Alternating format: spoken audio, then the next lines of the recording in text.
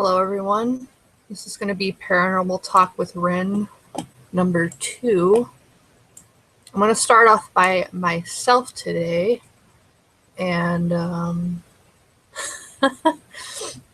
talking with a little bit of a lisp, so I'm not going to keep these in, but I think it would be fun to show my fangs today. They're not perfect, they're kind of annoying. So, I don't know. And there my cat goes. That's great. Anyway, I did want to address a couple of things. And yeah, we're taking these out. And I'm about to beat my cat. Anyway, I want to address a couple of things from the last show. One of which was the door that was opening. Now, I rewatched the video a couple times because I always rewatch my videos because I'm weird. And I do have a door that's right there, but you can't really see it because it's on the side that's not, visible to the camera. But you can see when it's opening because the light. So I think what was happening there is I did have it open. Was every now and then you'd see a sliver of light in the furthermost corner, and that's just the light peering through, because in Cleveland we have a lot of, what do they call that, overcast, so a lot of clouds rolling through and the light's going to fluctuate. I think honestly that's all it was. I don't remember how sunny it was that day because I did start pretty late in the evening, like around 7, I think. Yeah, I think it was 7. But I think at that point we still had a little bit of sunlight. So I think that's all that was. If the door was actually physically opening and closing, I think I would have heard it because it's a pretty squeaky door. My brother actually just lubricated the hinges of all the doors up here because they're just so squeaky. So I think that's all that was. For the sake of the video today, I did close the door completely. So we shouldn't really be having that issue. Also, I noticed, and I think this is just the pixelation on the camera, that area back there kept getting darker and lighter, and it wasn't the same as like the sliver. It was like, it almost looked like there was something there. But again, I just think it's the pixelation, and my camera's not the greatest quality. It's a webcam. So I think that's all it is because of the darkness. I don't use overhead lighting. I tried for like a second earlier because that would fix that issue with the weird darkness back there. I just don't like it. It gives me a headache and I'm not comfortable, and I don't want to do a whole show that's like an hour more long when I'm uncomfortable. So anyway, that's that. Also, there was a couple of audio issues with like certain people not being very loud. That was my fault. I'm not very familiar with this live stream, so I guess when you're messing with the toolbox, because it gives you this little toolbox function or control room or whatever you want to call it, you can actually change the volume of any particular person. The thing is it doesn't do it right away. So as I'm talking to whoever, they sound just as loud as they did before. It actually does it like after the fact. So when it like re-uploads or whatever, the audio is like really low in some parts. So that's my fault, and I won't be messing with that anymore. But that's that. So shouldn't really be having too many issues as far as those things go. Hopefully I've resolved all those things. So that being said, I know a couple of people had stories to tell. I don't know if they want to tell them via video or just write them over here and I read it out loud, or if they send it directly to me, like privately, that's fine. And with that being said, if anyone wants to contact me directly via like a message or something like that, YouTube is not the best way to do it. A lot of time, actually all the time, I never get notifications for any messages I get on YouTube. So if you want to message me more directly, the best way is like to either comment in a video, and even then sometimes that doesn't work very well, If you do it on Google Plus, like a Hangout thing, that can work a little bit better. The best way is to directly email me, and I have like a whole separate email that I set up specifically for like business type things, so I'm not getting spam. So that would probably be the best way to contact me for whatever reason. And there's the Momo over there. So that's Jessica Barham, and it's Jessica spelled regularly. The last name is Barum, B as in boy, Arum as in Mary, at yahoo.com. I'll try to remember to put the link below. That way it'll just go directly to me and there won't be any issue. Yeah, it's probably covering up my boobs, so I'm sorry that yeah, it's not really covering up too much, but I'll take it off. It's fine. I'm sure all of you know who I am. Anyway, so it looks like they're talking about upgrades over here. A really dark room. No, this is about as dark as it goes. My light is on the lowest setting, so beyond that it'd be pitch black, and I'm not doing that. I'm the only one that's awake right now. Most people that I live with are not even home. And talking about these types of things always freak me out as it is, so yeah, that ain't happening. I'm kind of similar to Dirty where I don't like the dark. It didn't really bother me as much when I was younger, but after the couple of things that happened while it was dark, I don't fuck with it anymore. I mean, if you want to post it on there, but I mean, if they're chatting, I mean, it's whatever. I don't need a ton of people to be here to make it interesting. And soon I will invite other people as far as like people on camera. I just wanted to address a few things first before getting them on here. And as far as experiences go, I have a ton more that I haven't talked about. So depends on what you're wanting to hear. I have one about the McGregor house, which is what I call it because it was the street name. That's the one where I saw the being walking in front of the window. I have a couple more other things that happened there, including a strange fog, apparitions that I've seen, noises, including, well, it's like similar noises to the other house where it's like footsteps and the boxes dragging, which was strange. And then my friend Courtney's house, or previous friend, we don't really talk anymore, the one where she caught a shadow person on her camera. There's several stories about that house. That house was very, very haunted. Probably one of the most active houses I've ever been in, which says a lot for me because, I don't know, I seem to be drawn to these types of things. And then we have, I can tell you about Helltown. Helltown's kind of like urban legend, haunted town that's nearby. A couple of experiences there. And yes, we have a McGregor Street. We moved there when I was going into, I think, 7th grade. Or no, 3rd grade?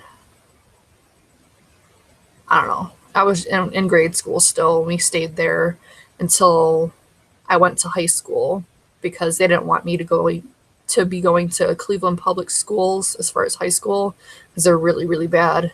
Even back then, they had metal detectors. And no. So we moved actually to this house that we live in right now.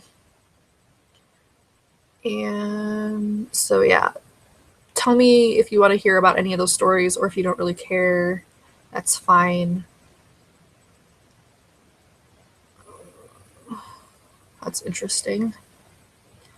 Someone has a ghost of a girl that died at his work that would throw stock from the shelves at the customers.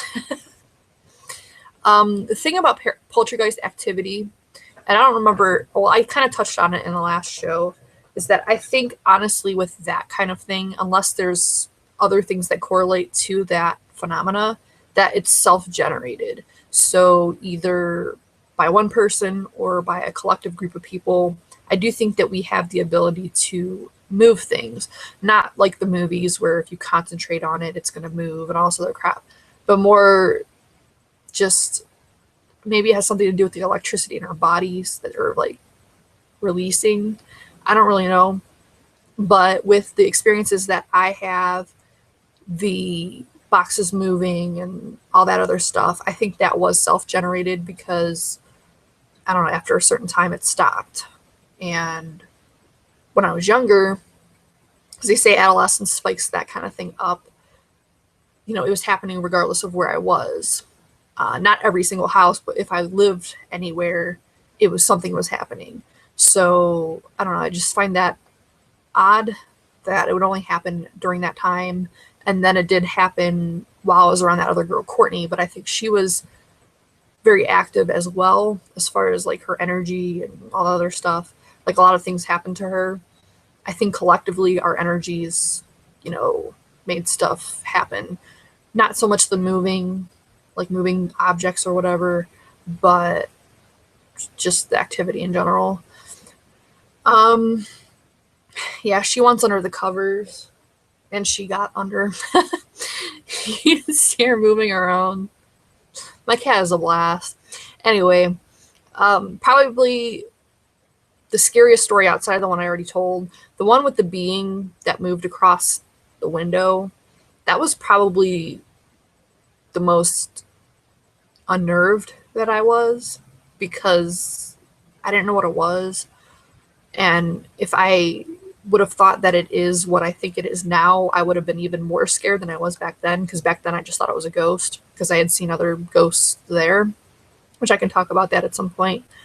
But probably the second most, I don't know that it was scary, because the thing about my experiences is that really none of them were overly negative. It was more of just being very shocked. And sometimes I felt awkward, like when I saw that being at my aunt's house. That'd probably be the second, because it wasn't negative or positive. It was kind of a neutral thing, but I didn't know what it was. And then hearing about what my aunt said, supposedly to my cousin, about her seeing me over her bed when she was sleeping, and I don't remember that. That made it even worse, but luckily I didn't know about it back then. But the time that I haven't talked about yet, probably the other most shocking or whatever, is when I was at my friend Courtney's house. Ironically, it was right where that picture was taken. My friend was laying on the couch that she took the picture in, and I was laying on the other couch that was like adjacent to it. So it's like couch is here, that being that she took the picture of was there, and then I was at the couch that was like on the other side. So it was like an L formation, and my part of the L formation was alongside of the stairwell, which for some reason the stairwell seemed to be a very active time, or a very active area. So, and I think this was before she caught the picture. I'm pretty sure, because I don't think I probably would have slept there if, you know, otherwise. But I think it was after or before the picture was taken. Anyway, so I was laying there and I was having trouble sleeping, as I always do. And I kept hearing footsteps, but we heard footsteps, both her and I, all throughout that night. And she's like, you know, it happens all the time, whatever. So I just kind of tried to brush it off. And it didn't sound like the typical floor settling. It sounded, I don't know, it sounded like it had a rhythm to it. It was weird. And so that was going on. And then I kept hearing what sounded kind of like a cart being pushed across the floor, because she had hardwood floors throughout like 90% of the house. So in the living room, I kept hearing like what sounded like a cart, like little cart wheels being pushed across the room. And I'm like, whatever.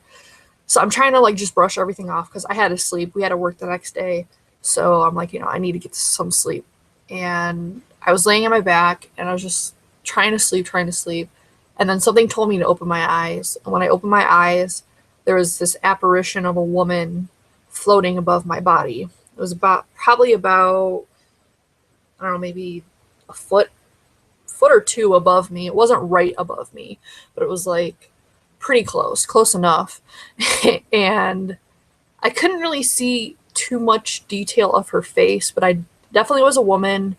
She was fairly attractive, fairly young, maybe 30s, very long, dark hair, and like a long white flowing dress. Like she was all white. And I just kind of stared up at her. And it wasn't because like the old hag syndrome, it wasn't like that. I didn't feel a pressure on my chest. I could move. And eventually I did move, which I'll get to in a second. But I was just kind of shocked. I just stared up at it and I just didn't know what to do. Then I looked over at my friend who's, like I said, like adjacent couch next to me, and to see if she was awake and seeing this, but she was dead asleep. And when I looked back, the apparition or whatever it was gone. I didn't get a negative feeling from it or anything like that. It was just there. She didn't seem to be in distress or anything like that. She was just there. Then I told my friend the next day, because like again, we had to work probably like midday. I didn't want to brush it on her all at once. And she said that a woman died there in the living room. And towards the end of her life, she was really sick and she had to be on like machines, like an IV and maybe some other machines. But I remember distinctly what she said, an IV. And the weird thing about that is, especially if you're at home and sick and stuff like that, a lot of your machines or whatever will be mobile, so you can move from room to room, you can go to the bathroom, whatever. So the IV cart usually has wheels on it. So I don't know if that's what I was hearing. I don't know if she's the one I saw, but the woman that I saw was young. She was not old. And from what I gathered, the woman that died there was, older. Now, there is speculation that this is like one of the very few things, if not the only thing that I think was a genuine spirit, other than just like a residual type thing where I'm just seeing something back in time or whatever, like a recording. This is like one of the ones that I think may have been like an actual spirit. The thing about spirits is they don't necessarily show themselves as they were right before they died. Sometimes they show themselves as what they see themselves as or what they best connect themselves to. So if they still feel like they're a younger spirit or they prefer the way they looked back then, or it could be a perceptual thing by the observer, I don't know. But they say that they don't necessarily look the way they did when they died. They might look younger. So I don't know what that's about, but it was very startling.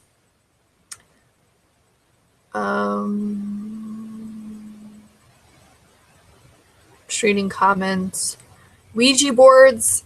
No, not really.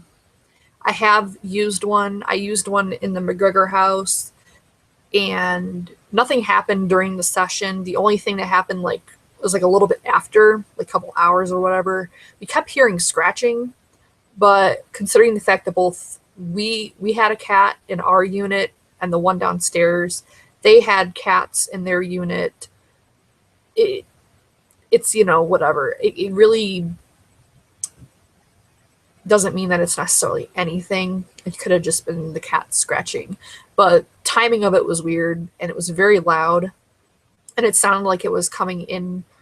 It sounded like it was coming from the inside and the outside at the same time, like inside the house and outside the house. So that was kind of weird, and we never heard noises like that before. So that's like the only thing that was weird about it. And then shortly after that whole thing, there was a strange fog, and I did mention this briefly just a couple minutes ago or whatever. That's where we saw the fog. It was very dense fog inside the apartment. This happened, I don't know how long after. It wasn't the same day or anything like that, but it did happen after we had messed with the Ouija board. And it filled up the entire upper unit.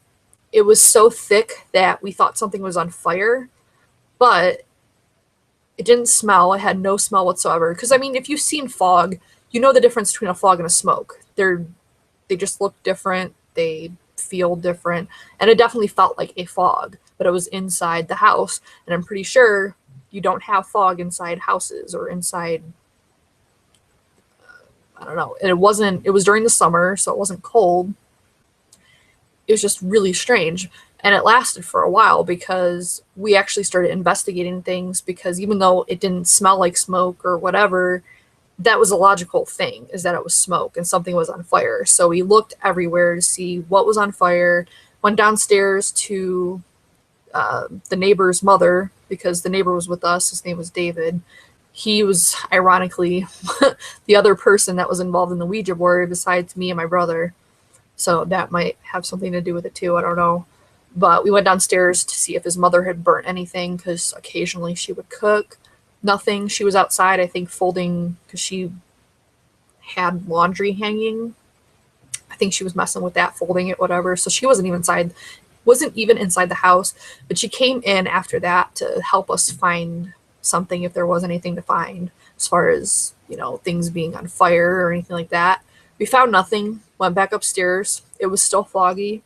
The fog remained after that for like a minute or so, and then all of a sudden just like dissipated. And it was almost like it was being sucked away. Like, it didn't dissipate like normally. It was weird. And it wasn't like an instantaneous sucking away, but it didn't dissipate normally. It was really strange. And it only happened that one time, and it was during the day. So it wasn't even at night or anything. It was weird. So I don't know. I've never heard of anything like that happening where, a fog happens inside of a building or a house. Sometimes it'll happen like in caves or whatever, but that's still kind of outside. I've heard of it in like open basements, like in big buildings, but not in like the upper unit of a duplex. I've never heard of that before. So, and it was, like I said, it wasn't regular smoke. Nobody that smoked at the time was even home. My parents weren't home. It was just me, my brother, our neighbor, and his mom, who was downstairs. So, as far as other sensory things, every now and then I do get tastes randomly, but I don't know if it means anything. It has no, like there's no pattern to it, or like I'm in a certain place and I taste a certain thing. It's not like that. It's just random. So I don't know what that is. Smells. Occasionally I would smell flowers in certain places, but nothing that I would consider paranormal. As far as physical things, besides like the tinglies, goosebumps, not really hairs in the back of the neck, because I don't really have much hair back there, so I don't know. But yeah, like goosebumps on my arms. Like I said in the other video, I was touched on my leg at the Mansfield Reformatory. That was, I think, the only time I've ever been touched by anything like paranormally. Yeah, so I'm nothing like that. Something that did happen, while I remember, I did have something thrown at me once. That was kind of weird. If any of the places I have lived in were haunted negatively, like by negative beings, it'd probably be this one place. My mom lived in a apartment for like a year or two, and me and my brother would stay with her half the time, and then the other half the time we'd stay with my father, because they were newly divorced and had shared custody. So because of school and like my mom's work schedule and everything, we'd stay half the time. But normally we were sleeping at my mom's house because we had to go to school the next day. So I was in my mom's room. She had this huge vanity mirror that was attached to a dresser, and I was like brushing my hair, and out of nowhere something whips by my head. It was like it felt like a small hard object, as far as like what I heard and like the movement that it made past my face. But considering the fact that I was staring in the mirror, brushing my hair, and the direction it came from was behind me, so I would have seen if someone was there. And the only other person there was my brother. He was in the bathroom with the fan on, and I could clearly see him like behind me, like the door to the bathroom or whatever. So I don't think it was him. And it flew right past my head. It was so fast that I felt the wind come off of it. So it was thrown really hard at my head. It was very close to my head, like maybe this far away, and it hit the mirror. But when it hit the mirror, it didn't break. And I never did find what the hell it was that flew past my head. So that was weird. The other time I was in the kitchen, and this is like kind of a stupid thing, but I was in the kitchen and I was looking for a fruit roll up because we had just got out of school and I couldn't find them. And I was the only one in the kitchen. It was a very small kitchen because it was like, again, an apartment. It was an enclosed kitchen, and the only entrance or exit was where I was standing. I was standing in like a door, the entranceway of the kitchen or whatever. And when I was thinking about the fruit roll up, all of a sudden one just landed at my feet. So I don't know what that's about. Again, that could just be me causing things to happen. It's happened a couple of other times kind of intentionally, but I don't know. It's weird. I don't like talking about those kind of things because I think if anything, those make me sound kind of nutty, and I don't want to give across that appearance or whatever. So I think I've talked long enough by myself. I'm gonna try inviting people. I don't know if anyone's gonna come by, and if they don't, it's fine. It's kind of a spur of the moment thing, and unfortunately, with my work schedule and like other live show schedules, I don't know if I can do a like every Monday or every Tuesday or whatever type of schedule, because the only reason I'm doing it today is because I have the day off, and it's like random. For the last couple months I've been working Fridays. So yeah, I don't know. I guess we're just gonna invite whoever's in my friends group because I don't know how to single it out. So we might be getting very random people in here, and hopefully they know what the hell it is, because some people are just not into paranormal, which is completely fine, but whatever. I saw a question here. With all the things being equal in a mech, oh, I don't know that question, or the answer to that question. So I guess they're talking with each other. I don't honestly know much about mechanicals because I've only owned a handful in my whole vaping experience, and I never really cared for them much. And honestly, I'm very paranoid, so I don't feel safe if there's like no regulation. So I like regulated devices, and I like to be able to manipulate the wattage and the voltage and all that crap. So I don't mess with mechs that much. The only mech that I use now is the Rio, and it's because it's bottom fed. So it's like a new kind of thing for me, and I'm still working with that. So yeah, I've never had any visits from a departed person, like someone that died, but I haven't really had too many close people die, knock on wood. So not much material for that kind of thing to happen. I do have a lot of dreams about my aunt and uncle for some reason. Luckily, that has died down a lot, but for a while I was having dreams about them all the time, about them still being in the house that they lived in, and either not knowing they're dead or not being able to find each other, because they were like the classic love story. They were high school sweethearts. They were married for most of their lives, and my uncle died first. He had cancer.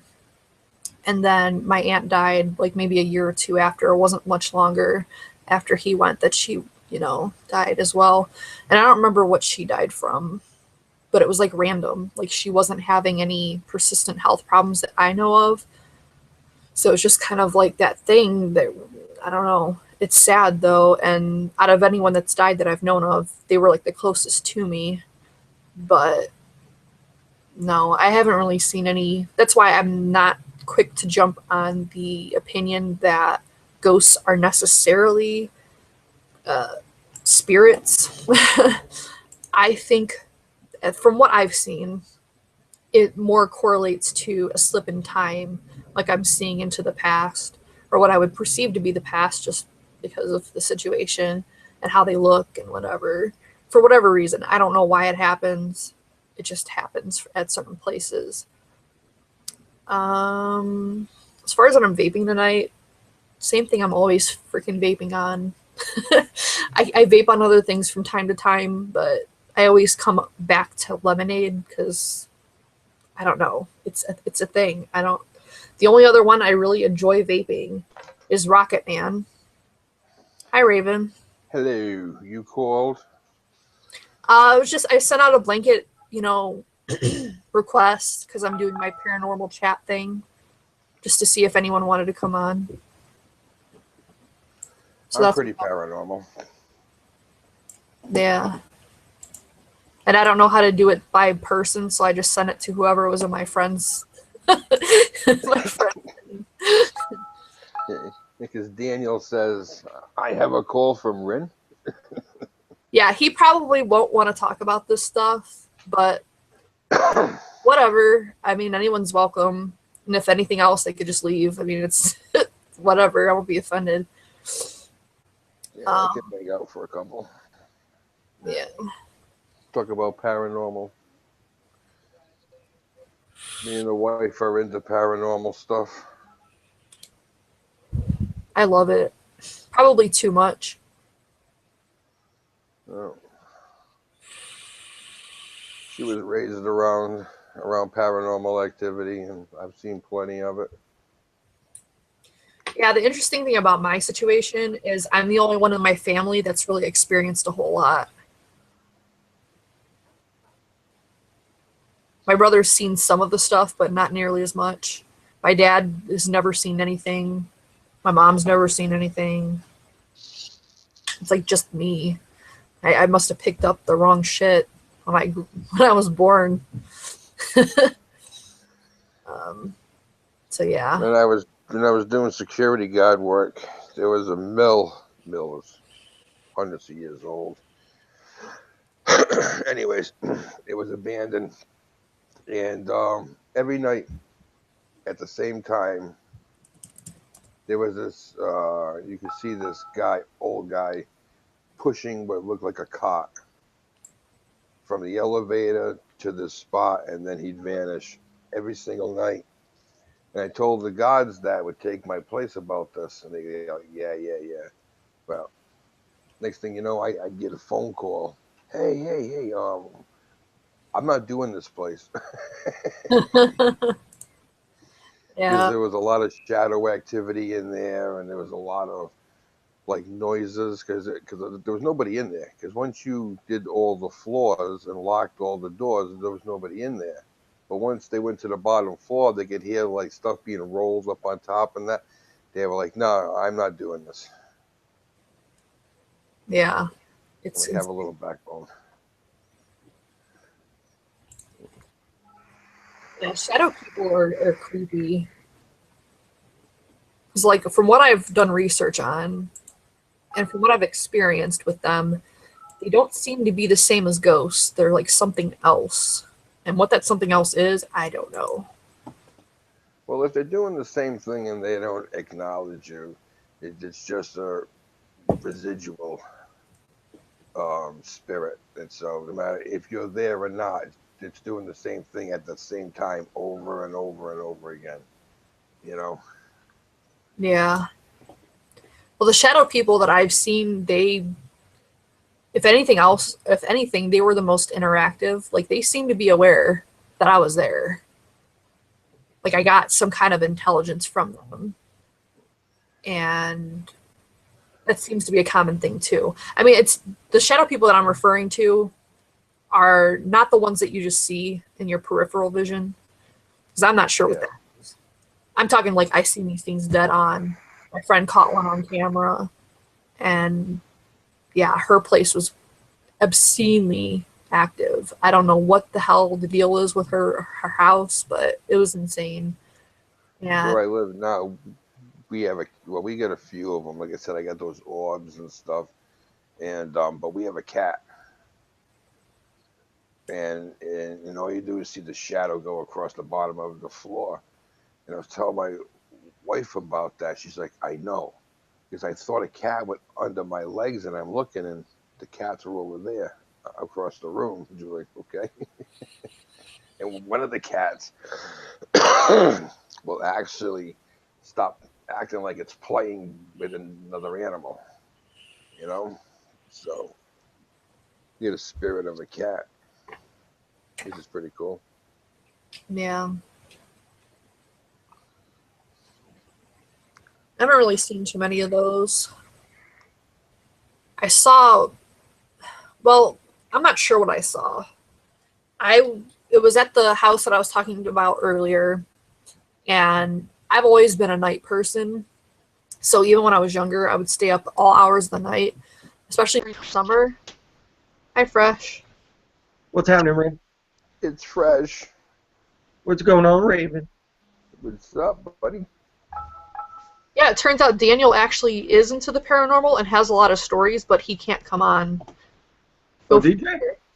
Yeah, he says he has a huge infancy paranormal history, but can't join today. Get out of the chat room. He's hanging in G-Spot, too. Tell him to get out of G-Spot, too, and get over here. And he says he loves the paranormal. See, you never know who the hell's into this shit and who isn't. It's crazy. I think some people are honestly kind of ashamed to admit they're into this stuff because of the connotation that some people have about it. Like, oh, you're just nuts. There's too much activity to ignore now, you know? Yeah. Actually, I'll tell you guys a secret. I'm actually not real. I'm an alien, so... Are you? Yeah. I don't think Fresh is real either. I think he's some sort of spirit. I'm a Rip Tripper's computer animation. He's got thousands of us that he programmed into in an attempt to make himself look better. It's not working. I'm just messing. Let's That's see. new. We always dog on him on our shows. I'm sorry, Rib. All love, homie. I'll love homie. To Rip Tripper in case he happens to see this video. Yeah, I mean, you know, he can do his thing. I mean, he's going to regardless, so, you know. Vape on. Anyway, so I was at the house that I was talking about earlier, and I was on the computer. It was back when chat rooms were the thing, and I was chatting in there. It wasn't super late. It was maybe 9, because my dad was still awake, but he was in his room watching TV. And no one else was home. My stepmom worked really late. She worked like 3rd shift or something. And my brother was staying with my mom. So no one else was home. I was chatting away. I noticed my dog was in the living room, ironically, around that same area where I saw that thing, but like inside. So he was just laying there, nothing abnormal. And then like 10 to 15 minutes later, I got up to go into the kitchen to get, you know, something to drink or whatever. And I noticed the dog was laying with my dad, but I didn't see him walk past. And the linoleum is very loud, so if the dog walked on it, you could hear like the fingernails, and I would have seen them. So I was just like really weirded out, and I just kind of stared at it for a while. My dad noticed, and he's like, "What's your problem?" And I was like, "How long has the dog been there?" And he's like, "I don't know, like a while, like an hour or something." So either I had some kind of missing time, or the dog was 2 places at one time. I don't know. It was weird. And if it happened anywhere else, I wouldn't really put too much into that. But it happened at this place that was active, and I saw that thing. I saw 2 different apparitions there. One was like the classic shadow, the top hat guy. Saw him. Supposedly, someone hung themselves in the downstairs unit. I don't know how real that is, or if it's that person. I don't know. But I saw a man, kind of looked like Abraham Lincoln, you know, the top hat, dark. Didn't really interact with me, it just was there. And then I saw an apparition of a woman. For some reason, she was naked. I don't know why.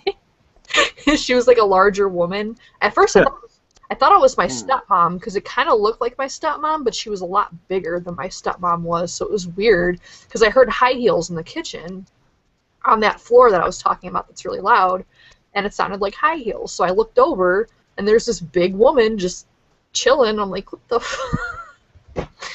and it just was there. It didn't, like I said, interact with me. It was just there and then dissipated after a certain point. I don't know.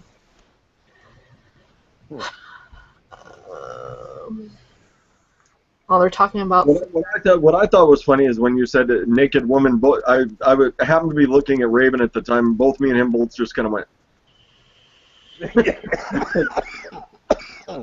I guess my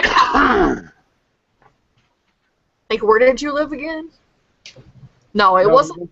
Both of our heads just kind of twitched to the side when you said naked woman. So is that what I needed to get your attention? I was gonna say I just thought I think stuff like that's amusing, just kind of watching reactions. I'll have to watch it back. I see myself, and I know what happens when someone says something like that. I just my head kind of tilts a little bit, but I happen to be glancing at Raven. His head kind of tilts a little bit. No, it wasn't a pleasant sight, so don't think that. I don't think it's something either one of you would want to see. But to each their own.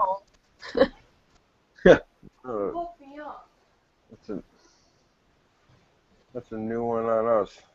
Micro Cobra, or Mr. Cobra Fire Ghost Boobs, # Ghost Boobs. There's your title for the episode, Rin. Man.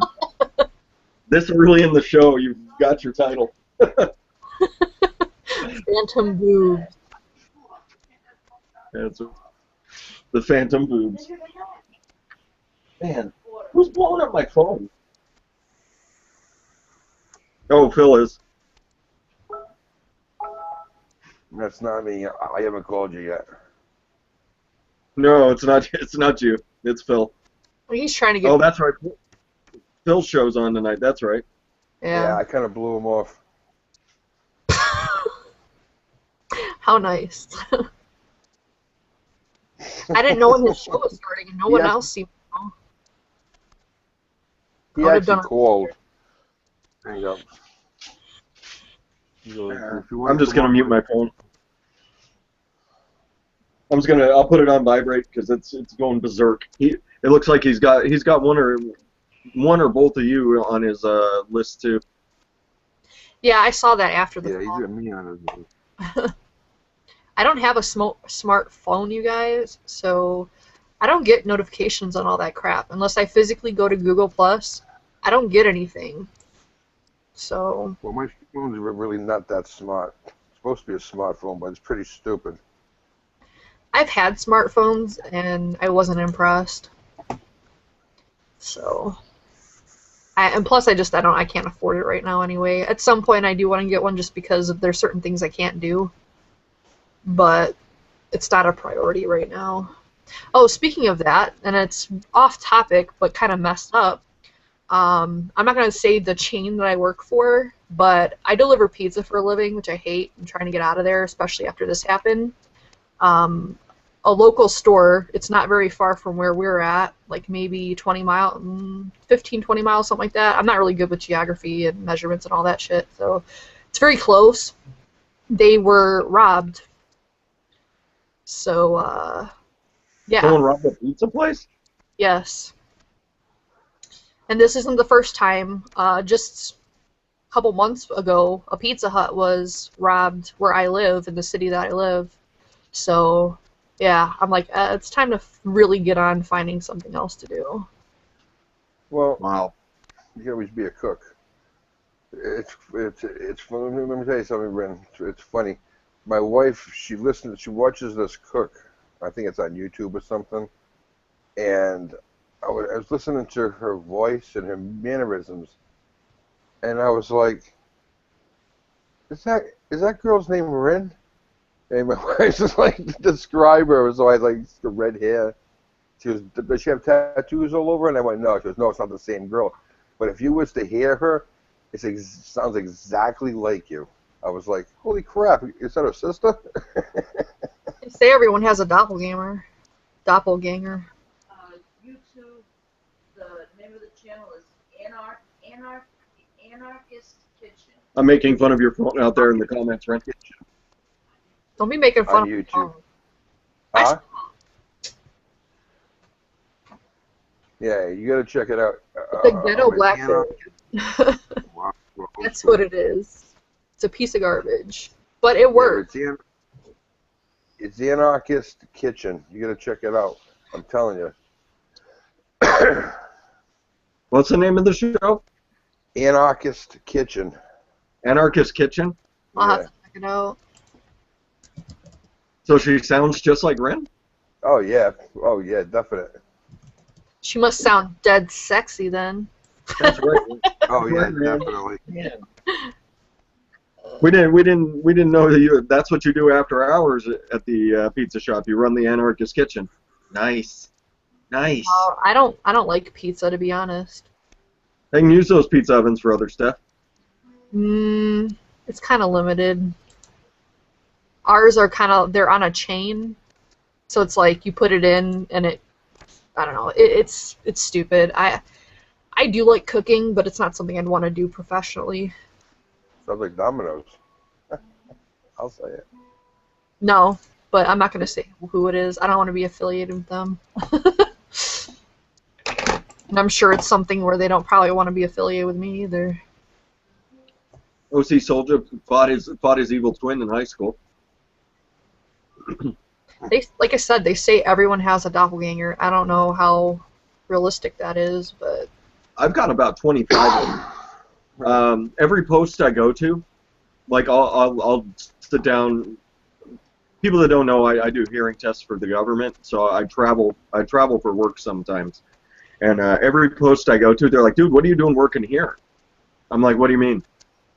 Like, don't you normally work like down dispatching vehicles?" I'm like, "No, I don't live here. I'm just here helping people temporarily." And so almost everywhere I go, there's somebody that looks like me apparently. So there's a bizarre phenomenon in my life. yeah. I've never really had that. I've only had that maybe twice, where someone said that they've seen someone that looks just like me, to the point where they thought it was me. I'm like, no, not me. What did Yeti say that was wise? Huh? Oh, they also say if you see your doppelganger, you will die. Interesting. Ooh. Yeah. Yeah, Man. yeah, that's an old thing. Yeah, if you see your doppelganger, you'll die. Nature's Yeah, out but to get you. Yeah, but a doppelganger is the spirit. Man. You know what? Once I was on Facebook, and there was this post came through, and I swear to God it was like one of my old profile pictures. I was like, what the fuck is this? And I tracked the dude down, and from the side he did look a lot like me, but straight on we looked way different. But yeah, just the picture from the side freaked me the fuck out. I was like, who the fuck is this? Why do you have my face, bro? Why you got my face, bro? They're cloning freshes. I'm not sure what their thought process behind that is. All of a sudden it's getting really cold. Hold on.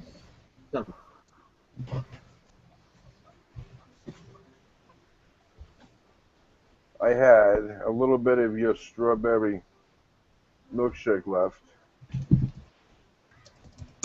You did, Raven. What'd you think?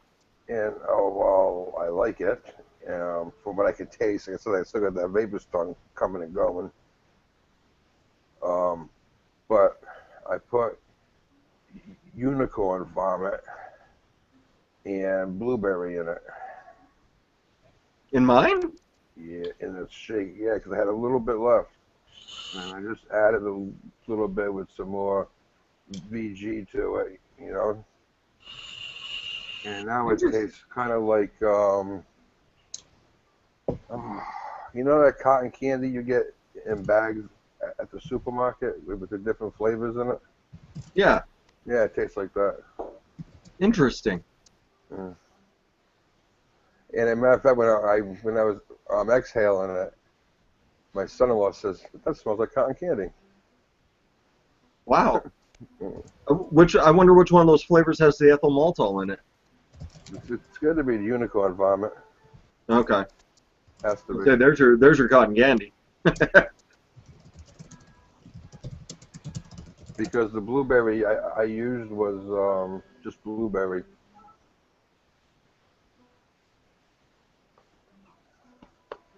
You said which blueberry did you use? Was it the blueberry candy or the blueberry extra? Just the blueberry extra. Oh, okay. I just got a giant bottle of that stuff in, and a giant bottle of the wild blueberry because they're going to stop making it in large sizes. So of course I had to order a large size of it, because I'll be damned if I'm constrained by those 30 milligrams. Oh, Flavor West blueberry? That's a good one. Flavor West blueberry is really good. It's okay, but it's very perfumey for me anyway. Yeah, I can see that. It does kind of have some floral notes going.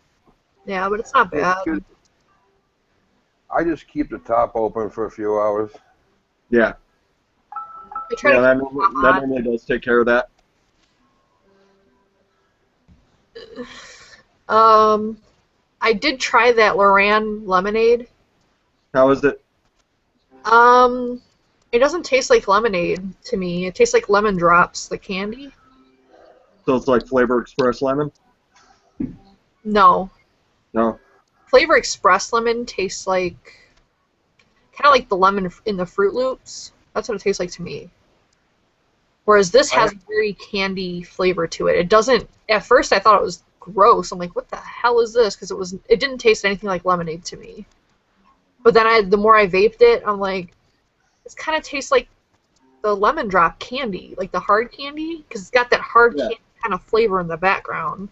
So I don't think it's a bad flavor, but I think I'm definitely going to have to work with it and add some kind of other lemon to it, and it's still going to be like a lemon candy. It's not going to be a lemonade. So I don't know how the hell they think that's a lemonade, but...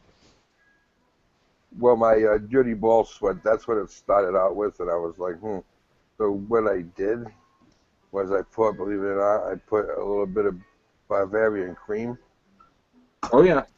into it, and then I let it sit for a few days, and then I tasted it again. I was like, it needs a little sweetener, so I put like a little sweetener in it. I think I used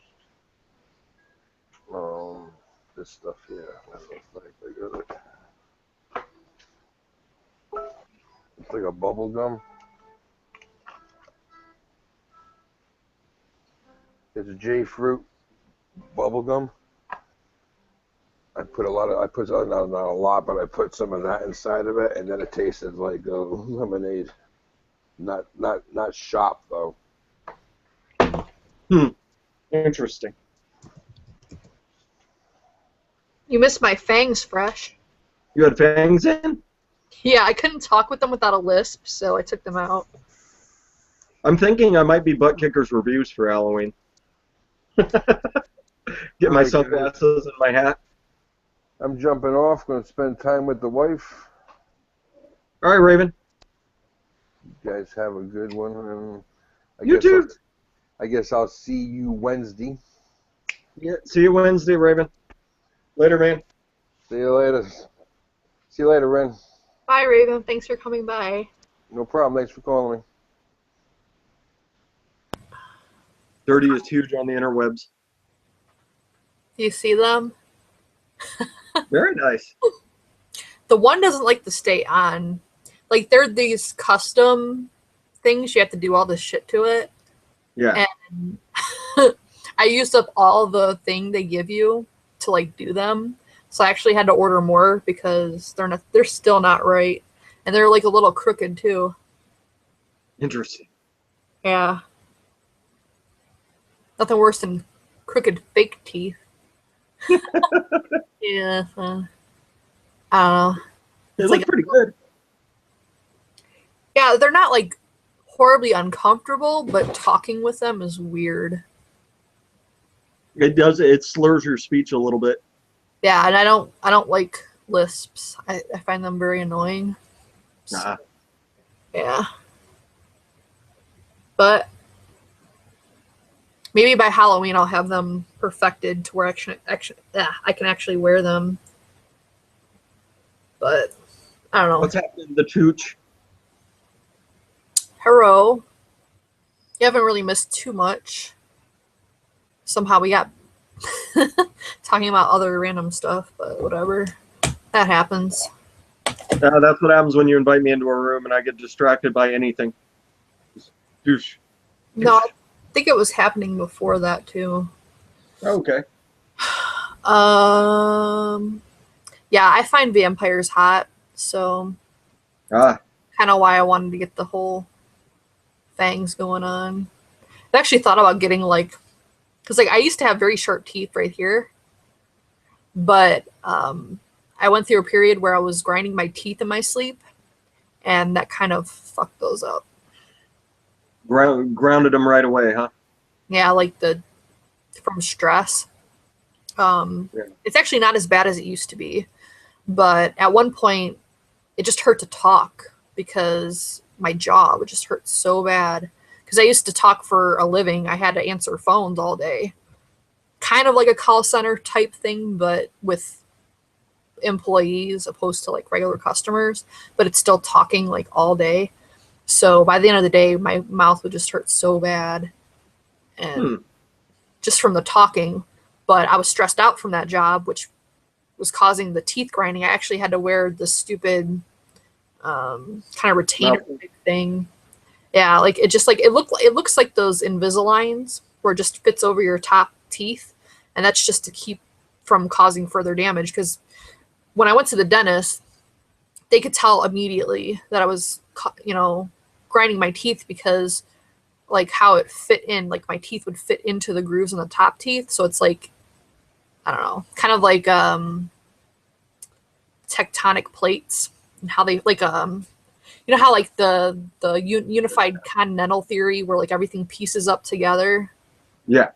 Kind of like that, like a puzzle. Like it kind of fits like a puzzle because it's like kind of making its way into my shit. So now my canines aren't nearly as pointy as they used to be, and it kind of pisses me off because I actually liked it.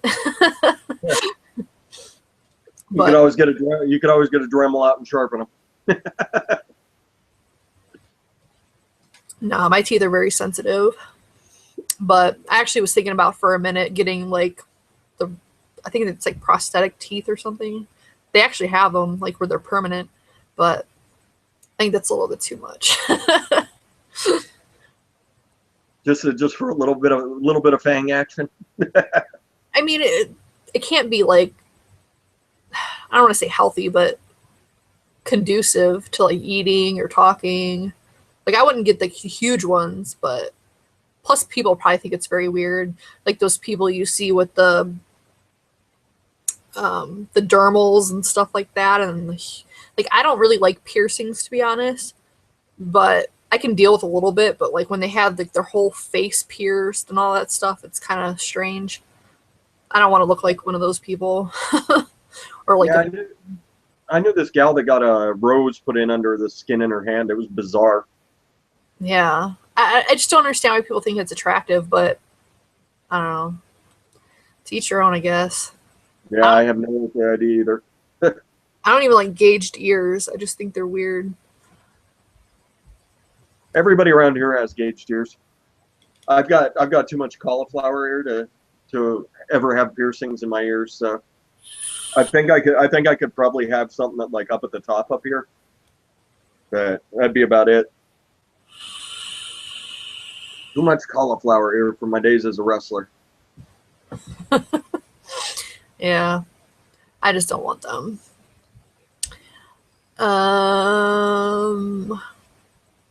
It's like nobody has questions. I asked if people had questions. It doesn't look like they do. Someone's talking about the soundtrack to Lost Boys. Yes, that was an awesome soundtrack. I concur. I don't watch that. The Lost Boys, the movie The Lost Boys with the two Corys in it. No. Man, you say you like vampires. You've never seen Lost Boys, man. I've never seen Interview with a Vampire either. Oh wow, you missed out on two of the best. Mm. But yeah, Lost Boys is like one of those quintessential '80s movies. Like it's just cheesy enough to where the horror effect isn't quite as much as it could be, but there's some really funny stuff in this. It's, I don't know. I think you said, I'm looking out here to see if anybody agrees. What, does everybody agree with me? Lost Boys is awesome. There you go. Classic vampire movie. The Chooch says.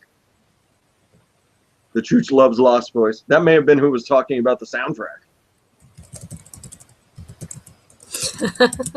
There you go, Sheeny. All right. It looks like they want more stories. I already talked about my UFO sighting, but I guess I can say it again. I don't know if Yeti missed that or what. It wasn't very extraordinary as far as, I guess, what I saw, because I didn't see a craft. Because there's a common misconception that UFOs are craft, and it's not necessarily the case. They can be anything that's just unidentified. Like, there's no explanation as to what it is. But a lot of people think it's merely craft. What I saw was a bright light. It looked like a star. And I'm not going to go through the whole thing again, because it looks like he even knew about it. It was there. It seemed to interact with me to some extent. I felt like it perceived me, as weird as that sounds, but it's not uncommon with people that have seen them, that they have like this interaction just where they're kind of like mutually observing each other is like the best way I can put it. But yeah, so that's that. As far as Interview with the Vampire, I think the reason I didn't see it, I don't like Tom Cruise. So I don't like Tom Cruise either, but yeah. So that's probably the best movie he ever made. The only movie that I've seen that I liked with him in it was, what was that movie where it's like it's set in the future and he was like a crime detective, like he prevented future crime? Oh, they just started a TV show of it, Minority Report. Yes, that I did like that movie. But my thing about it is, to me, the tell of a good actor is you can't really see anybody else playing that role. If you can put anybody in that role and the movie could still be good, I don't consider that a good actor. And anyone could have replaced him in that movie. Like, he did not make the movie by any means. He was just kind of like there. And he wasn't bad in that movie or anything like that. I just think he's overrated as an actor. But that's just my personal opinion. I don't think it's all that personal opinion. I think that's a fairly widely held opinion as far as Tom Cruise goes. Last Samurai was good too. Last Samurai was all right. That was good. But again, he didn't make the movie for me. No, his buddy made the movie. What's his name? I don't even remember. I should know. I should know. Made the other samurai. That's the guy who made that movie. And you're right. I mean, anybody could play that. Anybody could play that role. It'd probably be better with a lot of other people in there. That movie would have been awesome with like Clive Owen in it. Clive Owen's awesome. Yeah, I don't know who that is, but I know the name, but I'm not good with names, and I don't know. Did you see Sin City? No. No. What else is Clive Owen in? I'm trying to think of bigger movies because he does a lot of kind of indie stuff. Somebody out there name something big that Clive Owen's in. We're relying on the odd again. As far as the fourth, the Nick. I don't know if you ever said. Huh? What did you say? Somebody asked about what I thought about The Fourth Kind. I do like the movie. It scared the shit out of me.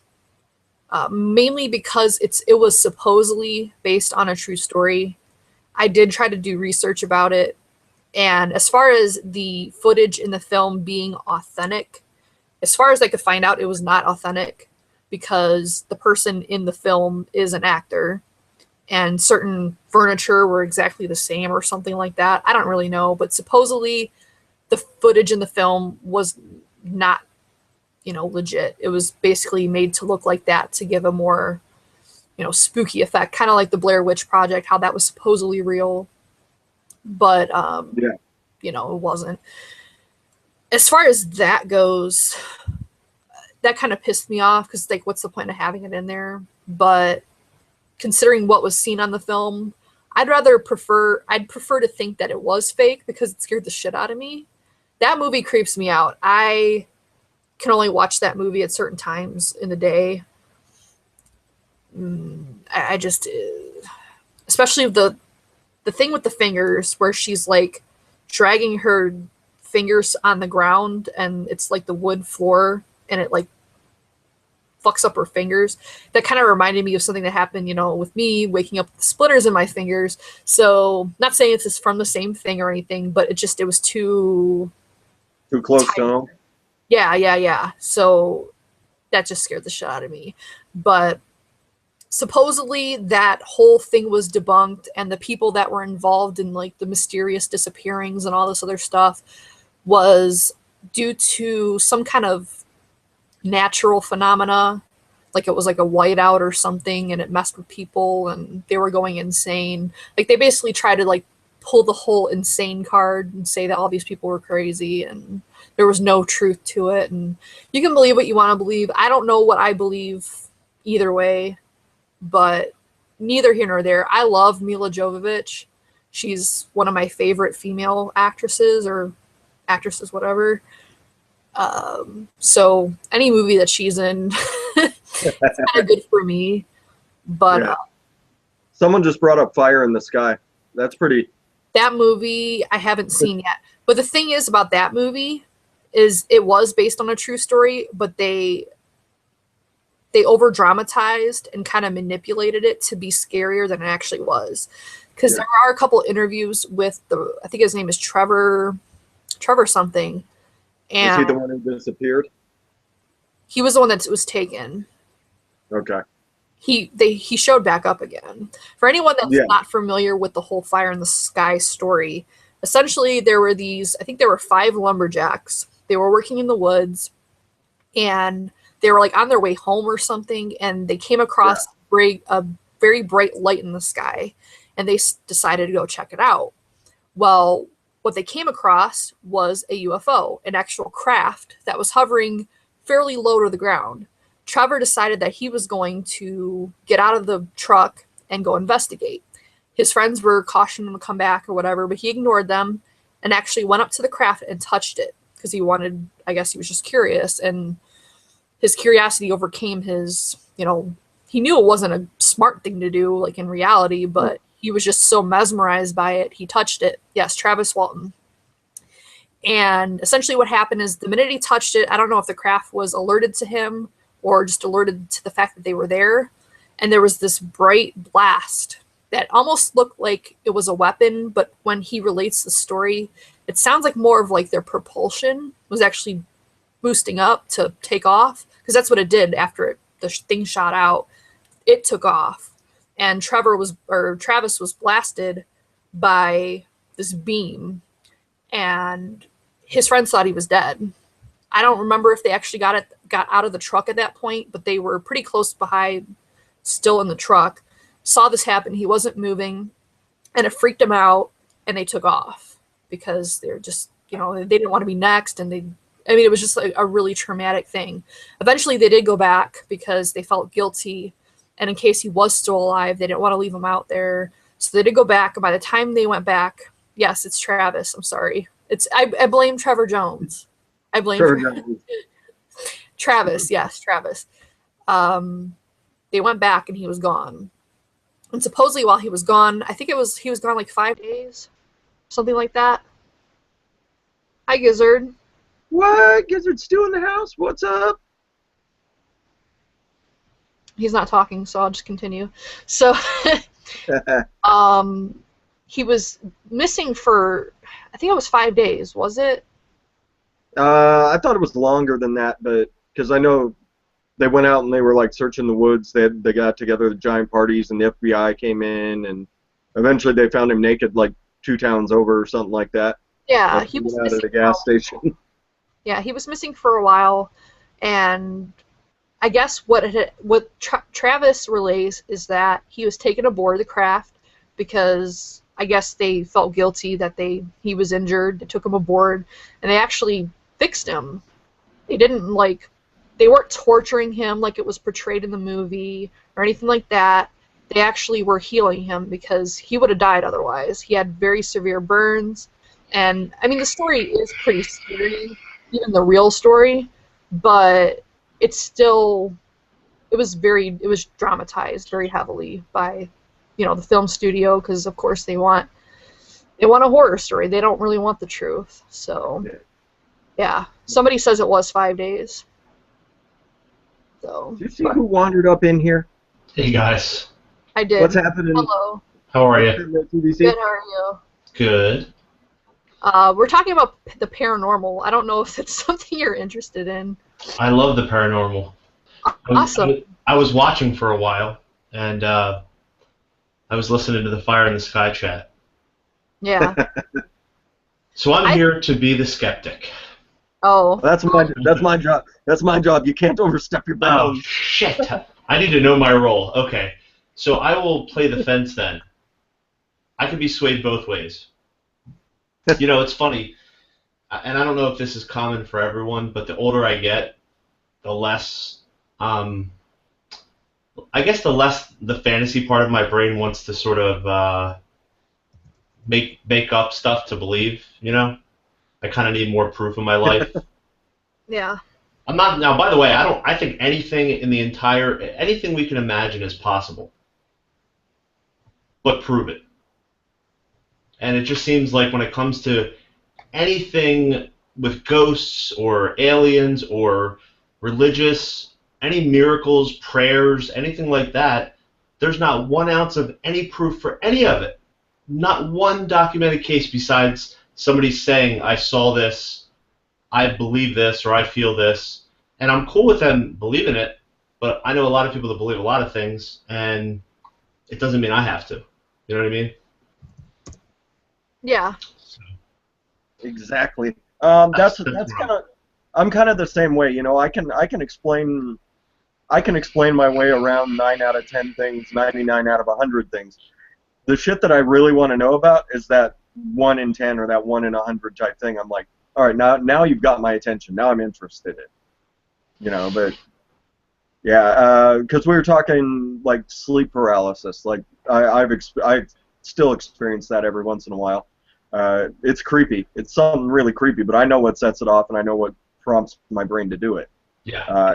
It's not like there's some ghost figure coming into my place and holding me down while I'm trying to sleep and anything like that. I'm too stressed out at work. I've let things get further out of control than I should have, and my brain doesn't like it, and it gives me a little bit of tossing restless in the night. Yeah. I think he's being abducted by Like I said, aliens. There's There's my proof I've been looking for my whole life. all of a sudden Fresh is just zapped up. Yep. I mean, what would you do? That'd be fucked up. That would be fucked up. That's what I'm saying. Like, I believe anything's possible, and it wouldn't surprise me if it happened. I would just need to see it. Then again, I have a green screen behind me, so I can zap my own ass up too. You know? You just kind of put up whatever you want back there. Yeah. I should do like a alien abduction episode on the Vapor Chronicles. That would be fantastic. Your Halloween episode. Yeah.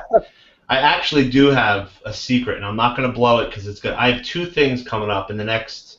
One of them is going to be within the next 2 or 3 weeks, and the other one is going to be during the holidays, and they're going to be fun, and it's going to be really exciting on my channel. So, be prepared for anything. I am excited. Less not review related, more just fun and seasonal holiday stuff. We gotta have fun. That's what I watch for. I watch for the fun on your channel. Well, then you must be bored because it's a lot of straight-faced talking. Nah, because every once in a while, all of a sudden you go to like slow-mo, and then like all of a sudden the swearing starts kicking, and I'm like, okay, what do we got going on? Yeah. I get inspired from time to time. Fresh, it's usually after like 5 days straight of reviews and no sleep and work full-time during the day, and I start getting more ballsy. Yeah. Fair enough. Yeah.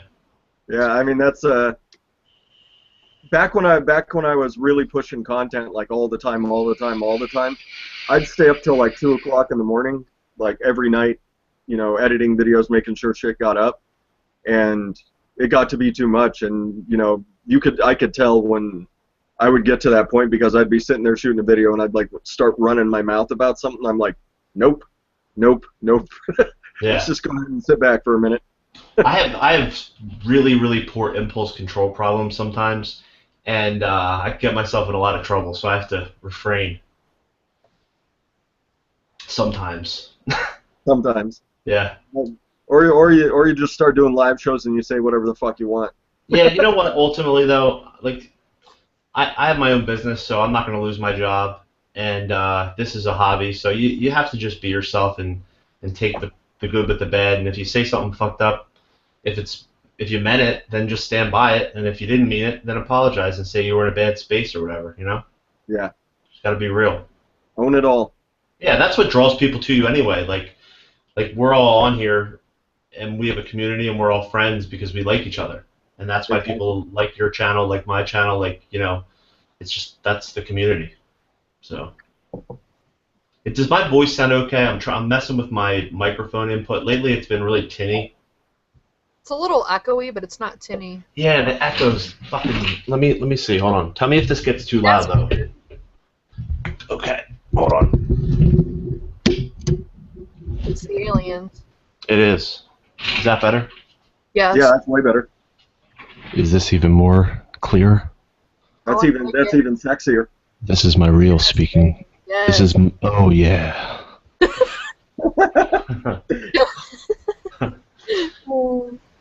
I asked last night when you were live. I'm not sure you saw it, but I asked what type of microphone you recommended, because I was in the middle of shopping.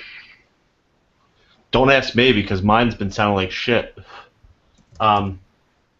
This microphone is really good, but it's super, super tinny, and it's kind of it's so sensitive. So all the consonants really are peaking, a lot. I clip a lot when I talk.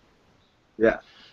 So I think I could use a pop filter, and I was thinking about getting like an inline, some sort of an inline controller so I can adjust, the highs and lows and stuff. Yeah. But other than that, for the price, I picked it up at Best Buy, and I actually went right into the store and bought it. It's called the Bleh. The blue Yeti, the blue Snowball. No, this is the Samson. Yeah, that's what I ordered, the Samson Go. Yeah, I was gonna get that, and I probably should have. Is that the little one that like folds out? Yeah, that that's thing what I looks wanted. so cool. It is. I didn't get that. And it's like $40. Should I show it to you? You want to see it? Here. It's right here. Yeah. Okay, yeah. Now that's upside down. It has a little tripod. Yeah. You would open it and have it up the other way around, but I actually hung it on my computer monitor arm. Is that the Meteorite?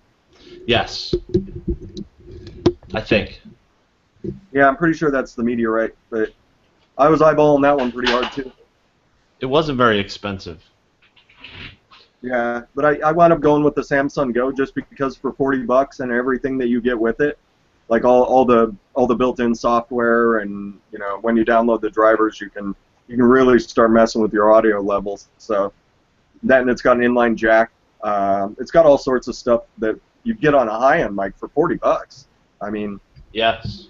And it's USB, which is nice. So I film all my video reviews on my iPhone.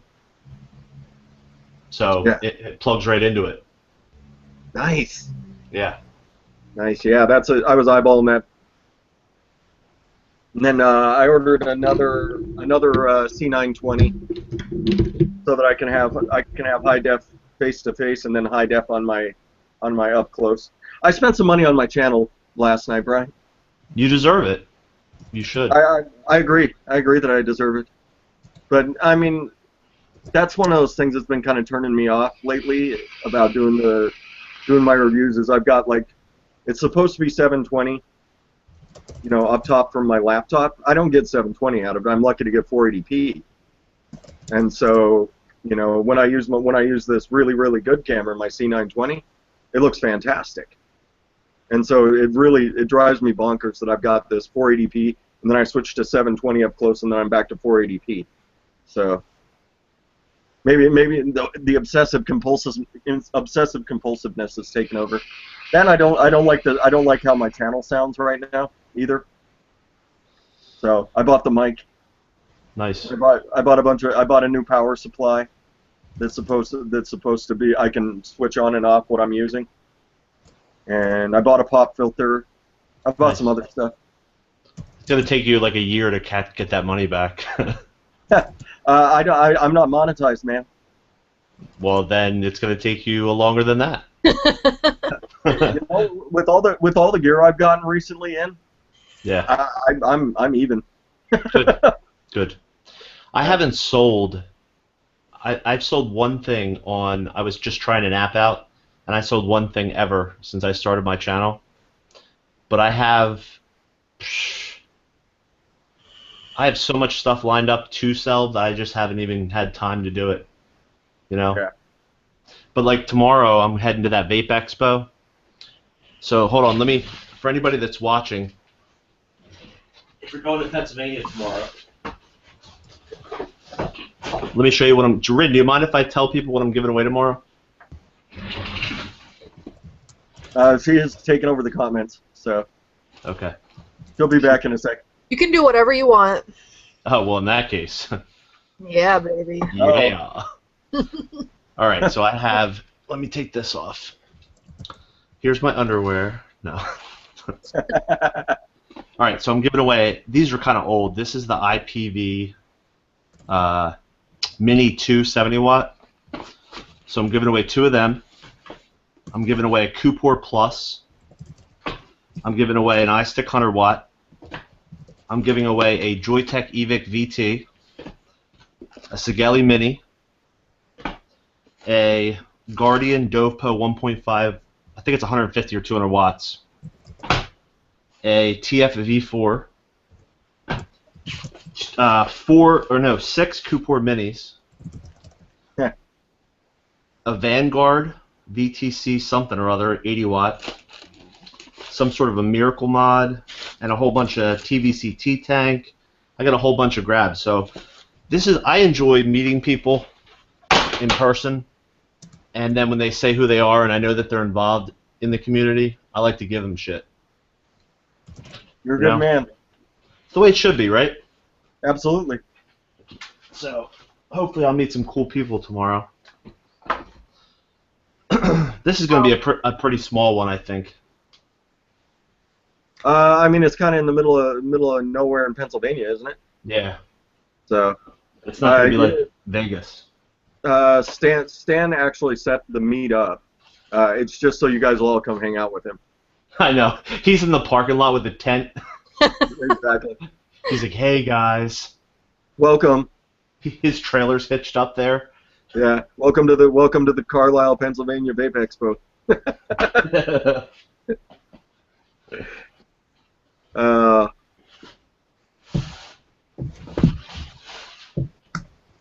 So I haven't gotten a chance to say thank you live. So thank you, Brian. Oh, my pleasure, man. Thank you. Thank you, live. All right. What'd you think? What'd you think of what I sent you? I realized afterwards that you weren't digging on lime. That you weren't digging on lime stuff. So that the limeade probably didn't do you anything.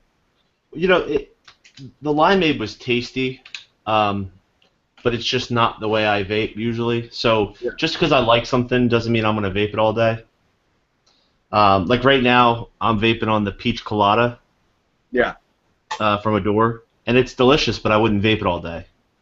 So if somebody said, "What's a good cocktail or mixed drink type vape?" This would be banging because it's really flavorful and the flavors are spot on. So the limeade was delicious. It just is not. I'm more of like a dessert now. The yogurt was banging, and the strawberry milkshake was banging also. They were both great. Yeah, I had no problem killing them in like a day. So, yeah, I vaped the shit out of them. Yeah, I'm making Mike a great big, huge one for the yogurt. So Yeah, he really enjoyed that. yeah, let's see what he can do with like 230 mils. So you sell him the shampoo bottle. Yeah, he's getting the shampoo bottle. He gets an I got empty everything. lube bottle. I mean, I got the last couple drops out before I started mixing things into it, so we're good. We're good. It'll only be slightly foamy for a minute. I have this lube pump that's like a lot of lube, and it's almost empty. So can I send that to you? Sure. I'd like to pump my vape. I'll put whatever the hell you want me to in it. Yeah. Whoa, whoa, whoa. Whoa, whoa, whoa, your boat. I mean, that's the great thing about a Max VG juice, Rin. Yeah. It doubles. You know, he can fill his mod and then turn around, and it's happy time for him and the wife. And things smell lovely. Lovely, lovely. Oh man. So we have completely derailed your show at this point, Rin. Yeah, let's get back to the paranormal. Well, what I was saying in the comments is, and I'm not disputing what you say, I completely get it. The thing about the paranormal, from what I've researched or heard or whatever you want to put it, these things just either may not be able to be recorded or detected by equipment, or we just don't have that type of equipment yet. Yeah. Think about all the things that are floating through our air that we had no idea existed until recently, because we had the equipment to detect it. So it could be one of those things, or it could be, as a lot of people have speculated, that it's meant for the observer. So unfortunately, if you're not there to observe it, you're not going to see it. So I don't know what that is about. Maybe the human body is the only thing that can detect these things. I don't know. But I've seen a lot of shit, so, and I have had other people experience it with me. I know I'm not completely nuts. Right. Yeah. So I don't know. It's one of those things. Yeah. And I'm not a religious person. What was that? I'm not a religious person. I'll put that out there right now. So that is no factor in my thing. Yeah. Yeah. Last week we talked a little bit about the extraterrestrial life. You know, everyone, you know, we see all these movies, we read all these books that it's all going to be humanoid type thing when it gets here. There's no universe. You know, we aren't the only thing that looks like us, but there's no way in hell we're alone. And what if that alien is, you know, a little shite, or, you know, some microbe that we can't see, and we're already being visited by aliens? I know we talked a little bit about that last week. I mean, that's far more likely in the long run to be what we encounter. I think because humanoid life, the circumstances that led to us being what we are, the chances of that being out there somewhere again are remote, to say the least.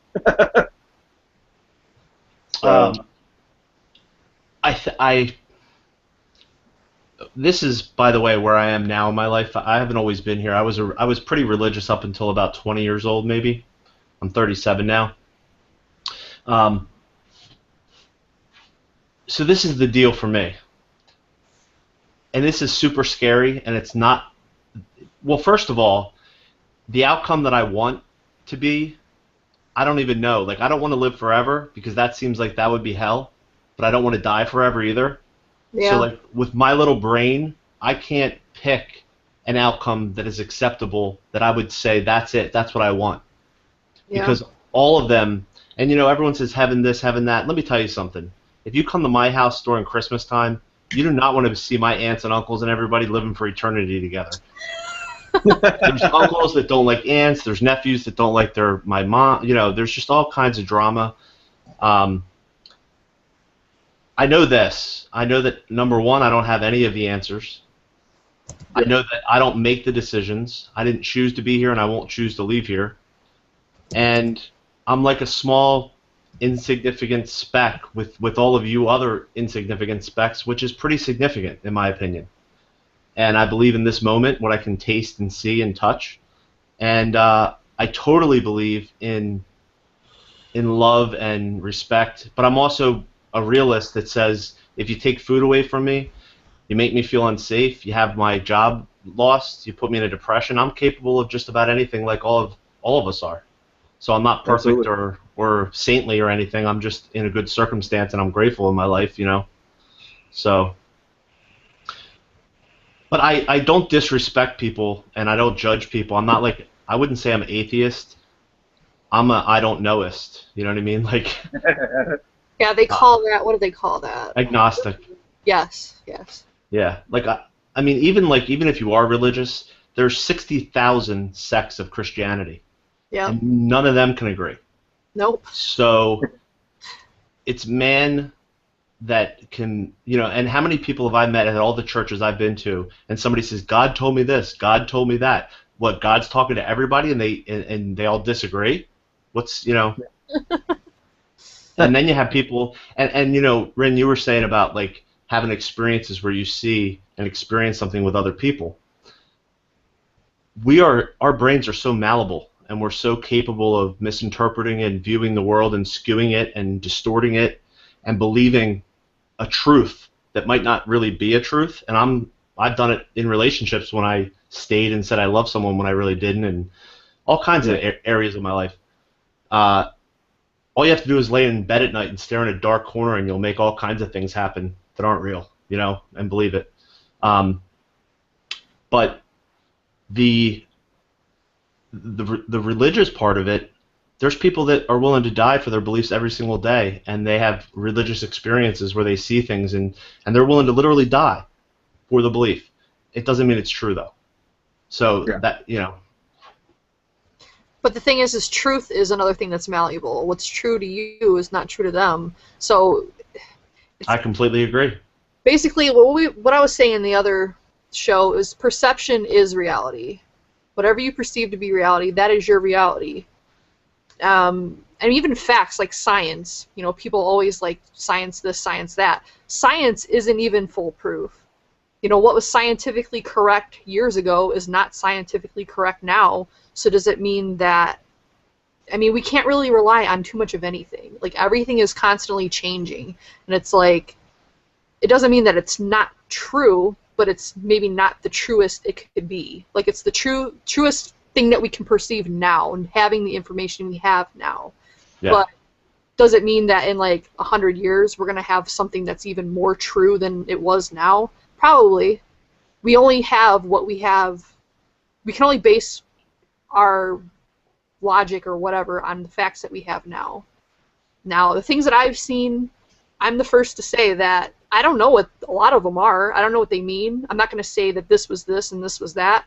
I can just tell you what I experienced. That's all I can say. And then it's up to whoever to say, oh, that's BS, you're crazy, you're hallucinating, whatever. It was real to me, and it was real to the people that have seen it with me. My friend did catch something on camera. I wish I still had that picture. Unfortunately, I don't. This was like over a decade ago. But, I mean, she caught it, like, right where we experienced a lot of shit. Just randomly. Not even, we never did ghost hunts in her house. It just, things would just happen. And some, like I said before, could be self-generated by, they say that, you know, adolescents have a spike in energy for whatever reason that can cause poltergeist activity. In that instance, even though we weren't adolescents, I think the combined of our energies could have caused some things to happen, but not everything. Certainly it's not going to make something appear on camera. Like, I don't know. Problem with this field is there's a lot of disinformation, and I do believe that does exist, whether it's intentional or not, and it makes everything look like shit. So it's like, I don't know. It's up to the person to figure out what they believe in. And I'm not here to say believe what I believe. Believe whatever you want to believe. And the only issue I have is when the belief interferes with people's right to exist or right to live, or I believe in reciprocity. I believe in people giving what they take and supporting each other. Like, I don't, I believe in forgiveness and letting things, all the principles that keep us together, unified. You know what I mean? That kind of stuff I totally believe in. Hey, Rin, you see why I like this guy so much? I went off on like a 10-minute spiel last week, almost the exact same thing, man. Did you? Like, yeah, I was like, man, there's so much beautiful in this world, and people can be so awesome, and sometimes you just see them fucking up, and all you can do is shake your head, and you're like, why? I don't get it. I just do not understand it a lot of days. But then I try and grab onto all that good stuff, all that beautiful stuff that's out there in the world, and that's what I try and hold on to. That's because people can be awesome if you give them a chance. And Well, that's I'm part. Yeah, I give people the benefit of the doubt every single time, until you start stepping on my life. The second that happens, we're playing a different game. And Sound like Donkey Kong, biatch. that's right. That's right. And I know, knowing my alcoholic self as much as I do now, I know the sort of person I can turn into Yeah. in a hurry. Yeah, No. not being judgmental. Yeah, it's holding that side of myself away. That's kind of learning to deal with it in a better manner. And that was kind of all of it, kind of all part of it, because for years all I did was saw the negative in everything. Like, fuck, I can't believe this bullshit. Did you see that guy? Yeah, did you see that guy scratching his beard? He's fucking with me. Look at him. Yeah. Yeah. And nowadays, when I see people doing that, I feel empathy for them for the place they're at because I've been there. Yeah. Absolutely. Yeah. Sunday mornings, I go down and volunteer at a drug treatment center just so I can sit there and talk to people and be like, hey, listen, people have gone through what you've gone through. We not exactly what you're going through, but we've we do have a shared experience, and we can all share this back and forth with each other. And it helped me. It helped me when I was going through it. Having someone sitting across the table with me who had been through it, and I could relate something, and they could relate that same pain. They're not trying to take the pain away. It's just we can both sit in our misery for a minute, and then lift each other up a little bit. It helped me. It helped me a ton. And I love going and doing that on Sunday mornings. Besides my Wednesday show, that's the highlight of my week. Yeah. I don't know if we talked before, Fresh, but I'm in recovery myself. Yeah. And it's weird, because for me it's been 17 years since I've drank or done drugs, and like when you're more than half of your life now has been without it. Like I'm a normal. You would never think that I used to be a heroin addict. I used to shoot heroin with needles and shit like a junkie. And I don't mind sharing this because it gives people hope out there that are suffering and are at the bottom of the barrel and don't have hope. At the same time, knowing people in the real world and messed up relationships and financial disorders and just all kinds of life life is hard as hell straight. And real people, not just addicts, because we're all human, we suffer from a fill in the void disorder, and some void fillers are more destructive than others. We have to choose to do stuff throughout the day to keep our minds occupied and keep us motivated and ambitious and all this stuff. But how much is it impacting your balance, that ebb and flow of like your peace of mind and your family's peace of mind, your friends' peace of mind, your health, your safety, all that kind of stuff. And so I try to uplift people. I have a brother right now who's out there on the streets. He's a college graduate. He's intelligent, good-looking, but he's addicted to drugs. And for me to help him, it's to close my doors completely until he's capable of making the decision to move forward with helping himself. Yeah. Like you said, you have to know when to draw the line, and I've done it enough to know that I live by example. He's an adult, and I'm here to help, but he has to help himself. So. Yeah, you can't make him wanna do anything. He has to wanna be healthy.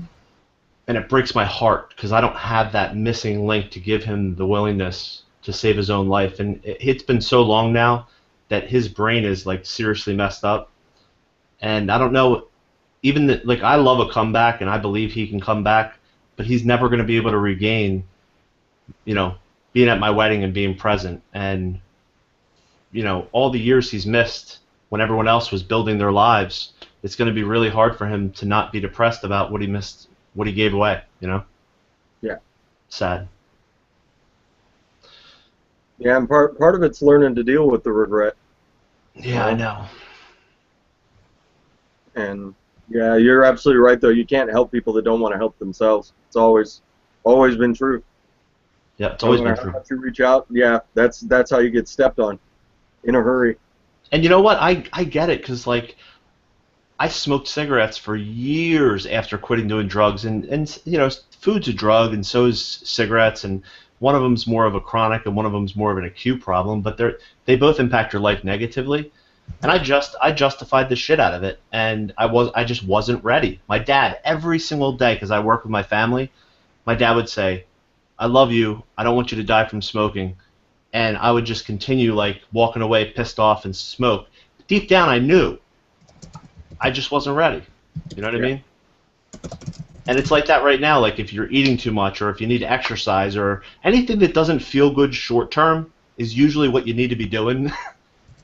and then you'll get long-term pleasure from that. But it's the short-term pleasure that we all search, and that's the stuff that usually gets us in trouble and makes us feel discontent and chase, and you know, and it's hard, man. It's so hard because it sneaks up and grabs you. You know? Yeah, absolutely. Absolutely. Yeah, I don't know how many times I've been like, man, a beer would be good right now. But that's the absolute worst thing I could do. Or, you know, I could take the bus home. I don't need to ride my bike. But then I get on my bike and start pedaling. It's the truth. Yeah. Because it doesn't feel good, but it feels good. It sure as hell feels good being 40 pounds lighter than I was. And then you know what? When you start feeling like you've arrived, then maybe the weight will come on a little bit, and then you'll have to be humbled again and get back on it. You know what I mean? Like, there's no finish line. It's just you today. And Exactly.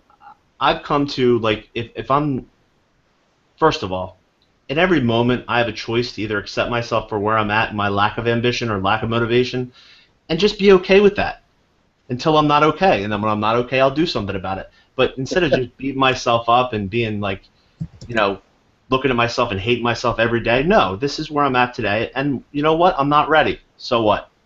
I love myself a little extra heavy, or I love myself doing this behavior, or whatever it is. You know what I mean? Yeah, absolutely. Yeah. Absolutely. And every once in a while, it's okay to get a cheeseburger. Yes.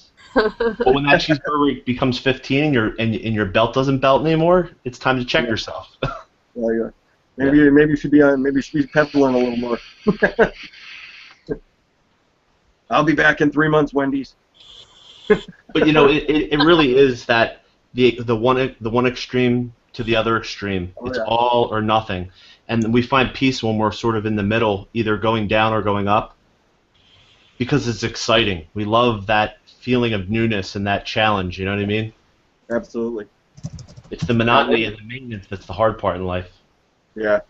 Yeah, learning to moderate myself and be pretend to be a normal person until it became the fact that I was kind of a normal person again. That was a rough one. That was a rough one for 6 months, just sitting there quiet, staring at people like, you fuckers. Yeah. Oh yeah, totally. You feel like an alien. Like everyone else has it all figured out except for you. Yeah. Yeah. Exactly. Look at that. Look at them folks all happy and shit. Yeah, it was. It's and I talk about it openly. I had a problem with alcohol, like really bad, the entire time I was in the Army. And you know, finally one day I just got to the point, and just like you said, it was like I had enough. I had enough of being that. And you know, it wasn't easy to quit drinking at all. Nope. At all. But I made it through. Made it through, and I didn't do it on my own, that's for sure. And it's also interesting, you know, like I have tons of family members and friends, and they drink socially, and they even get drunk like weekly, you know, and they manage their lives, and it's totally cool with me. Like if they want to do that, I don't judge them for it. More power to you, you know. Yeah. I have no problem with alcohol or anything. Just do you. Exactly. And talk about your feelings, and then we're all here for each other. So. Yeah. You know? Yeah, if I go out with people from work, they're like, dude, are you okay if we drink around you? I'm like, fuck, dude, I don't care. I don't care Yeah. one way or the other if you drink. Yeah. You know, Like, if I get uncomfortable, I'm gonna leave. You know, yeah. just you hanging out having fun. This is how you have fun. I have fun other ways. That's all it is. Yeah. Yeah, and alcohol, truthfully, for me, it's like I don't have enough expendable money to go out all the time. I'm getting old, and I just don't have the desire to sit in a bar and listen to drunk people all night. Every once in a while, I get an urge in the summertime to want to maybe get a little load on in the backyard during a barbecue or something, but the trade-off is not worth it. I never Yeah. knew how to control myself, you know. Nope. You'll wake up covered in urine in a bush, and some of that urine probably isn't yours.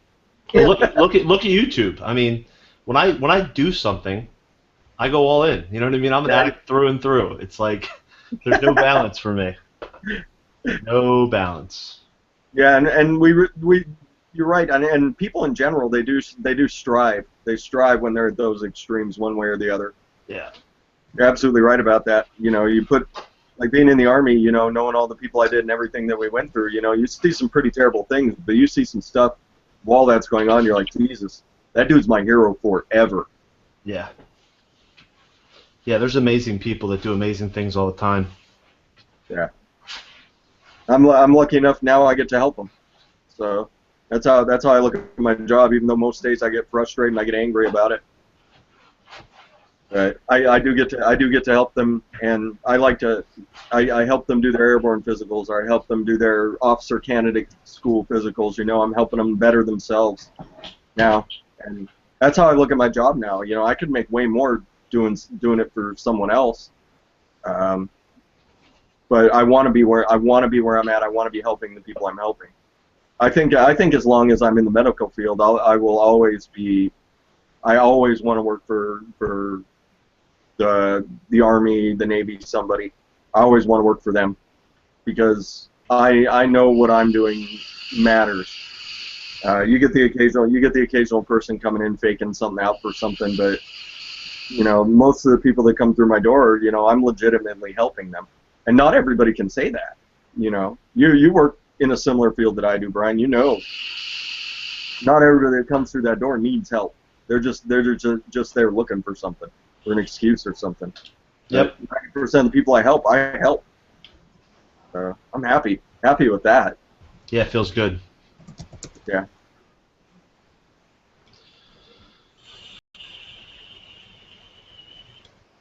Better than NA. Yeah. Man, it all depends on who's running your meeting. Yeah. Meetings. Every once in a while you get one of those tradition Nazis that just starts nailing people to the wall during a meeting. Yep.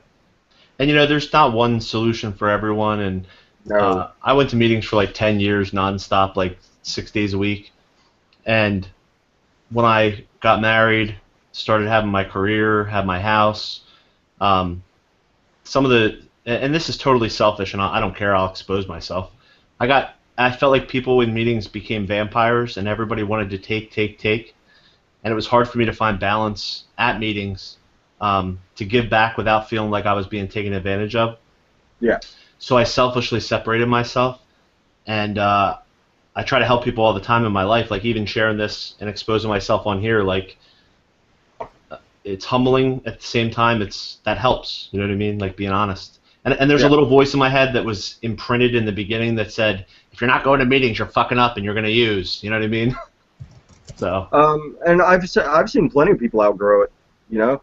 Yeah. I don't know if it's outgrowing it or not. I went back for 6 months like 2 years ago, and I truly felt better not going. Like. Really? I wasn't hiding from anything. I just felt more free and more real and more connected with, like, in NA I felt like and I'm not putting down anybody that's watching this that goes to NA, by the way, but for me, I felt like it was like an us versus them mentality, and there was so much closed-mindedness about we have these issues because we're addicts. No, you're fucking human, and 99.9% of the issues you have, everybody else has. It's called life. Like, man up and deal with it. You know what I mean? There was a lot of things that people didn't want to address. They didn't want to talk about. There was there was human behavior going on in meetings, and then everyone acted like they were holier than thou, and nobody was being real about who they really were. You know what I mean? And that was just the meeting I was going to, by the way. I'm sure there's, like you said, who's running the meeting, who are the members, who's, all that stuff. But I was actually a substance abuse counselor. I got certified at CADC, and I worked for a treatment center as an outpatient counselor for 5 years. And so I have a lot of experience in substance abuse, and maybe I just got burnt out. Yeah. Absolutely. Absolutely. I mean, you're right. I mean, it's the fact that, like, addicts and, well, people with addictive behaviors, they have trouble, they have trouble dealing with human behavior on another level. But yeah, I mean, everybody has trouble. I mean, at my work, it's gossip, gossip, gossip all day long. Mm-hmm. Put somebody down so you can try and get over. And it can get ugly a lot of days, but it's luckily I'm the boss of me. I'm the guy who works there in my little department, so that's pretty nice. That's pretty nice. Big time. But yeah, I mean, you see the same behaviors everywhere. Everywhere. Absolutely. It could be in churches. It could be human beings or human beings, no matter where you go. And whenever you feel like you've arrived somewhere and you're morally superior or physically superior or intelligence-wise superior, check yourself. Whenever you feel less than other people, check yourself.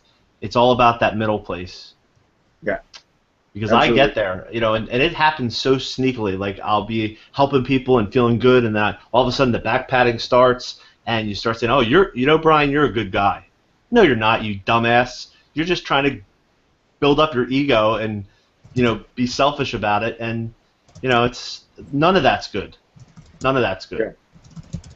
But it's hard. You always have to. That's why having, like, a good friend or a good partner in life, people that will, like, that have your best interest in mind, they're going to call you out on your shit, and they're going to point out where you need to grow, and you just need to be receptive to that help.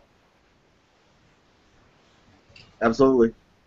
Absolutely. You find it in strange places a lot of times. Okay, so somebody just said, "Okay, Rin, grab your pussy. Need to get the show happy again because my..." Okay. We're grabbing pussy. My cat. Oh, I was going to say, that might be inappropriate. I don't know. I can see that you don't wash my nose, bro. Yeah. I was going to say, Dirty DeVoe isn't in the room, so she's definitely looking for a cat. Sorry, I inappropriately read that. Oh, don't worry, I do it to her all the time. Yeah. All the time. She's out there. Because during my show, a lot of times she'll just kind of run the comments and keep everybody in line.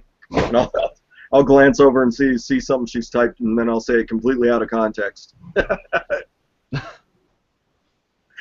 It's a good time because a lot of times she'll laugh and then she'll start turning red and get embarrassed.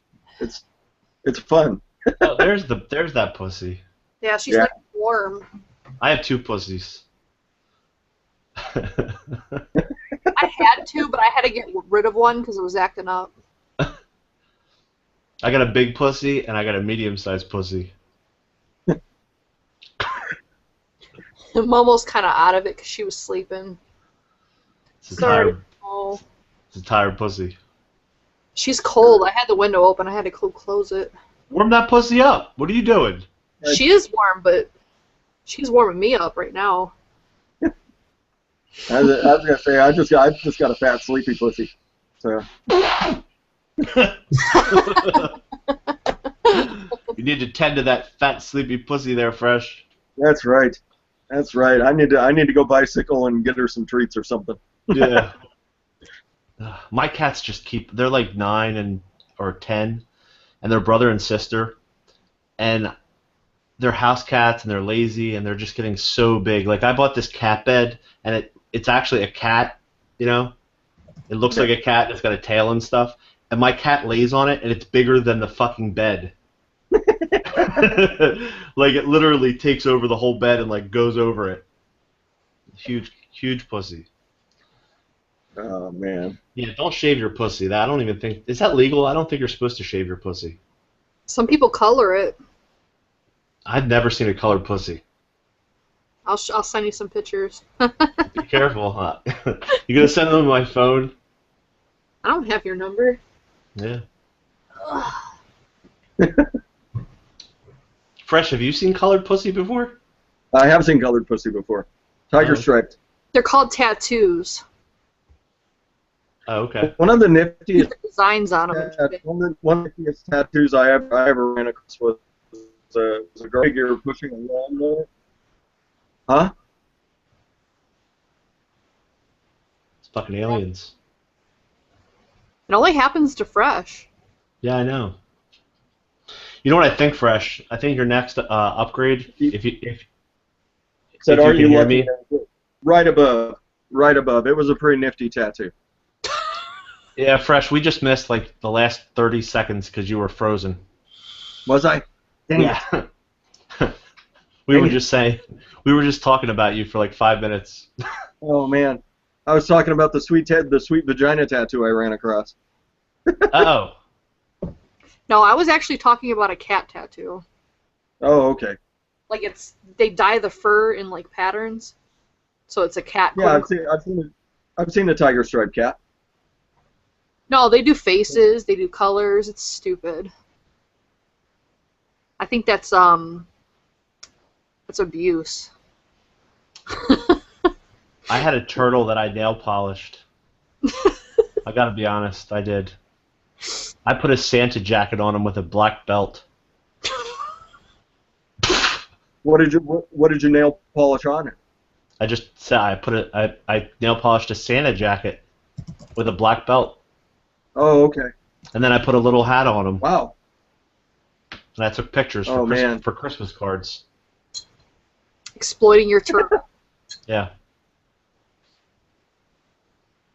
He's dead now. I'm not hardwired.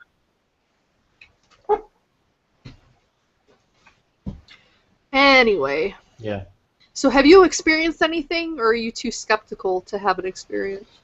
Yeah, there's times in my life that I did experience, and I believed I experienced it, and looking back now, did I probably didn't. I just thought I did at the time I did it, you know? I mean, I've done a lot of drugs, too, so part of it was probably psychedelically induced. Yeah. And also, like, I think when you're emotionally tired and you're drained and, you know, you might be dehydrated, there's a lot of possibilities, and I think our imaginations are really powerful. Yeah. You know? Definitely. And I've also blacked out to the point that I've been up for like 12 hours and I did a whole bunch of stuff and people said I did it and I don't remember anything. So I believe that even not from drugs or alcohol, but our brains can have shit happen that we don't understand, and it's extremely powerful how all these electrical signals and chemicals can fuck with us. You know what I mean? Yeah. I mean, look at somebody with schizophrenia. You know what I mean? I'm gonna have somebody with schizophrenia on the show. Nice. Yeah, I think it'd be interesting to talk about. So that's what I want these shows to be. I don't want them to. I wanted to focus on paranormal for October since it's Halloween. Yeah. But eventually, I want to get into other topics. Like mental disorders. Yeah, I find them interesting. I like like sociopaths and narcissists and stuff like that. I'm fascinated by that. Having a lack of empathy is a curse. You know what I mean? Absolutely. And I don't even blame people that have that. I just feel for them because they can't feel that I feel for them. You know what I mean? Like, and I come across probably 1 out of 10 people is this way, where I'll give you an example. Somebody will say to me, and this was a family member of mine. His girlfriend would be in the other room, and he would say, like real silently, he'd be like, "I fucking hate her," right? And then she would come back in, and he would talk real nice to her, and then she would leave, and he would say, "I'm such a good guy to her," and I would say, "Yo, what are you talking about? You're cheating on her." And then he would say, "But she doesn't know that." Like, his moral compass for how he should act is based on getting caught and what other people perceive of him. Right. There's no voice in his. It doesn't exist. It's not that he's bad. He just doesn't have the ability to feel that she's a person that has feelings. You know what I mean? Yeah. I feel for him and I feel for her, obviously. If you're with somebody like that doesn't have the ability to feel for other people. Now, the strange thing is that all these people that are like that, they can feel for themselves, but that's it. They'll cry, but only for themselves. They'll feel emotions, but only for themselves. It's really sad, and it's destructive to the people that love them. Oh my God. Oh yeah. If you've ever been in a relationship with one, you'll know. Yeah. So I think, Rin, that's a great idea. Yeah, it just happened to be that the person's not here today, but eventually they said that they want to come on, so I think that would be interesting. And the fact that they're, willing to come on, I think that's really brave. I don't know if I'd be the same way. Yeah. It's very vulnerable. Yeah, maybe doing like a one-on-one interview. Yeah, it's kind of like what I want to do. That's why I want to be prepared too. I want to have questions lined up and maybe make the comment section private after, so that people can't talk shit and hurt the person. like turn the comments off or Yeah, after. Like have the live comments and make sure that they're not reading them at the time that the show's happening, but like disable the comments on the re-up. yeah, like have them on approval or something. Yeah, something like that. Yeah. Yeah. Honestly, like my subscribers, I don't have like a ton yet. The people I have, I don't get negative comments, so hopefully that won't happen. There's always somebody. Is Fresh gone again? What is going on? Yeah, I don't know. The computer that I use for my show and for this right now, I was using this shitty computer for a couple of months, and ever since I brought my powerful computer in, like now, there's no delay, everything's nice and clear, like the video quality, the audio quality, everything got better. Yeah. So he might need to upgrade his system. He says this is upgraded, so I don't know. I still blame aliens. Yeah. Well, hi there again. I have no earthly idea what that one was about. It just said your connection was lost and it booted me. But I'm sitting there watching everything. I don't know. Do. Aliens, man, aliens. I just need to get my hair going. Yeah, right. Yeah, I think all of us are in some sort of a spectrum of a disorder. But then again, if we all have some sort of a disorder, is it really a disorder, or is that the order of the disorder of life, Yeah. I think sometimes these depressions that we feel, or these anxiety moments that we feel, or whatever it is, these are all voices in our heads and in our lives that tell us to take action, to do something, to change, it's like the way we're built. But we all want to feel good all the time. And we also want to do what we want to do while feeling good all the time. And then we want to just get a diagnosis to make it okay to continue doing nothing when our bodies and minds are telling us to change. And we're sedating ourselves to accept not growing. And then there's legitimate fucking disorders. I mean, I go to a psychiatrist, so I have them. Mine are the legitimate ones. Just yours? Just yours? mine. Yes, Fresh, just mine. Okay, man. Or I need to tell my psychologist about this. Say Brian said that I need to start changing and growing, and he's fine. Yeah, he's fine. He's on like 12 meds. It's cool. The problem with medication is that there was a time in my life when I couldn't function. Like I literally would be full of anxiety. I couldn't get out of bed in the morning. I would be in depression. I would want to be alone, and I would isolate. And I really struggle. That's the biggest thing I struggle with in my life is I want to avoid pain, and avoiding pain is avoiding people. So I isolate, and I've been on 2 medications for the past like 12 years. And like in those 12 years, my life has drastically changed. Like, I got married and I bought a house and I fixed my credit. My life is completely manageable now, and I'm totally like in every way grateful for everything. And I put a lot of hard work in, but I had a lot of help too. So my head says, let's stop taking the medication because I don't need it.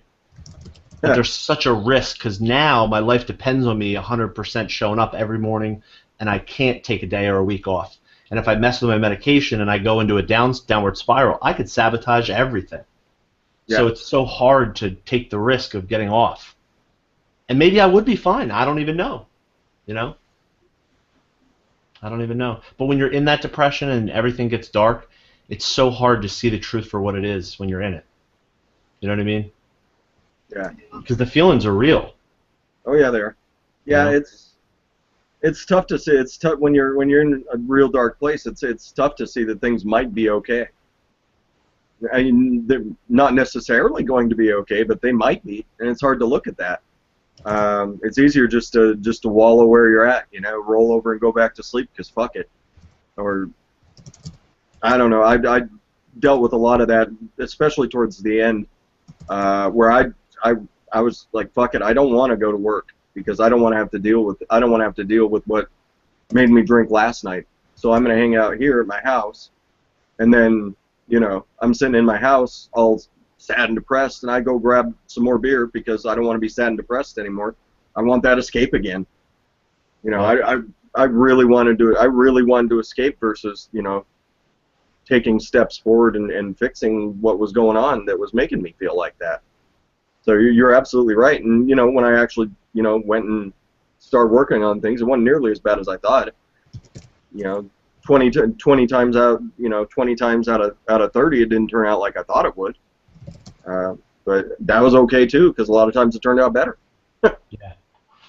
Right. Once the clouds clear, it's amazing how refreshing it feels when you've been in that dark for so long. Exactly. Yeah.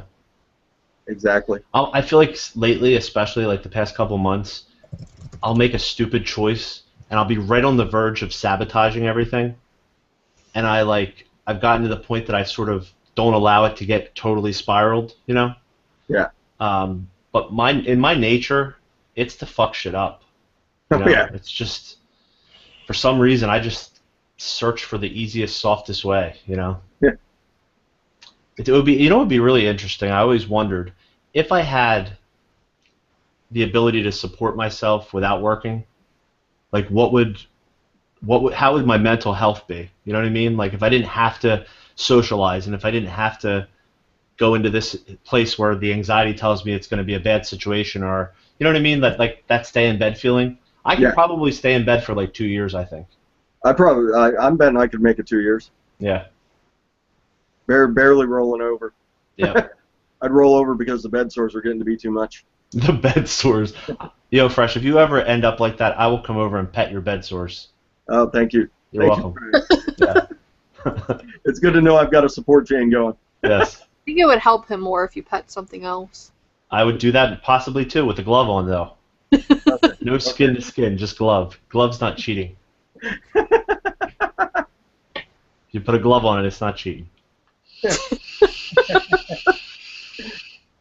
Yeah, just if you ever get the hangout from me, just you see the pillow, just Brian, Yeah. it's time. Bring the glove. Bring Yeah. the gloves. Warm the Astroglide up in my microwave. Oh man. Show is all over the place. I love it. Yeah, this is an interesting show. By the way, you guys gonna delete this because I've said some pretty self-exposure type things tonight. Yeah.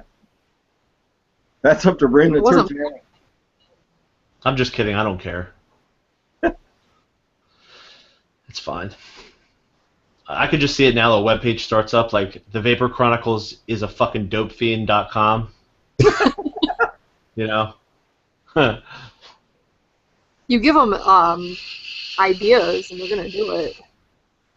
Yeah, I was gonna say I was out buying that domain name. It's gone. It's gone Yeah, already. I figured that. Yeah. I mean, Pornhub's got some stuff because people kept mentioning me. Oh, Pornhub has stuff on you? Yeah, I don't know how I got there. I was posting dick pics, Rin dick pics that she sends me. Did you put stuff up there on yourself? Let's be honest here. I don't have a dick, so Okay, I'm just checking. You never those know. are my collection. It's the honesty show, Rin. No, I couldn't do stuff like that. I can't wait till there's a tribute to me on like one of those Pornhub things. It's like a picture of me with some dude like spanking it over the picture. I'd be honored. Tribute to TVC. Brr. Gross. Then you know you fucking arrived in this world where there's people fucking doing that for you. Oh man, draws a little cum smiley face right next to your face. Yeah. Aim for your mouth. And they truly believe it's a tribute too. Oh yeah. Yeah. Well, I mean, you know, some people out there like yourself are honored by it. I mean, I'd probably be pretty honored by it too. I'd be like, Jesus, really? Wow. Thanks. Well, yeah. Thanks, guy. Exactly. Thanks. My dick's hard for Bears 63. Bear lover. That's right. That's right. Bear lover 69. Not sure I got a picture of me with my shirt off, but whatever. Oh, Yeah. wow. Stop it. That'd be the really disturbing part, just sitting there like, damn, where did he get that picture of me? As we look at the reflection on the picture, it says Vapin' Fagan Reviews in the background. I just stole that from the comment section, by the way. You did? All right. Yeah. That's right. Vaping Fagan might do that. He might make the video. He might. It's a pit. It's just that it's the entire vape team, and he just kind of shoots one across all three, and then he just forces all the pictures to kiss. He's playing leapfrog on the vape team. That's right. That's right. Did you see Vaping Heathen has named his batteries after you guys? Yeah, you did see that. I did see that, yes. Yeah. That was very... I said I'm happy because I'm on top. I was a little upset BK wasn't in you guys' sandwich. Yeah, well, it wasn't a triple box. I'm gonna have to name all the batteries I put in my triple parallel box. It's a good idea. Brian, BK, and Mike. Who do we put in the middle today? Oh, you like that in the middle, don't you? That's right. You little HG2U. Who gets to be the 25R today? Who's the good one? Who's the good one today? Rin Tokes? I don't think so. I used to. Okay. So I thought you had said something that you hadn't done it in a while. No, they were saying that it's legal certain places, and I said it's not here. No, I can't do it because ever since I started getting panic attacks, it seems to trigger them now, so I don't do it. Me too. It's unfortunate because I used to love it. I always got I mean, I never really liked smoking weed that much. I know a lot of people do it for like relaxation and it makes them feel good, and I knew they enjoyed it. But every fucking time I smoked weed, I would be so like I would bump my knee and think I shattered my kneecap, but I'm too high to know, and I would always have like panic attacks and shit. It did not agree with me at all. I was a big fan of mushrooms. Yeah, mushrooms were awesome. Yeah, get that body high, and then I'd sit down and I'd watch. What's his face? I'd watch like really good guitar players play on YouTube for like hours. And just appreciate the mastery they have. Exactly. Yeah. Exactly. And people come by and, Fresh, what are you doing? You guys don't get this, man. You don't get it at all. I'd sit there and watch old Les Paul videos, which are just, even without the mushrooms, they're pretty amazing to watch Les Paul play. Yeah. Yeah. I always respect people that are like, they've been able to take something they love and stick with it long enough to become an expert at it. Yeah.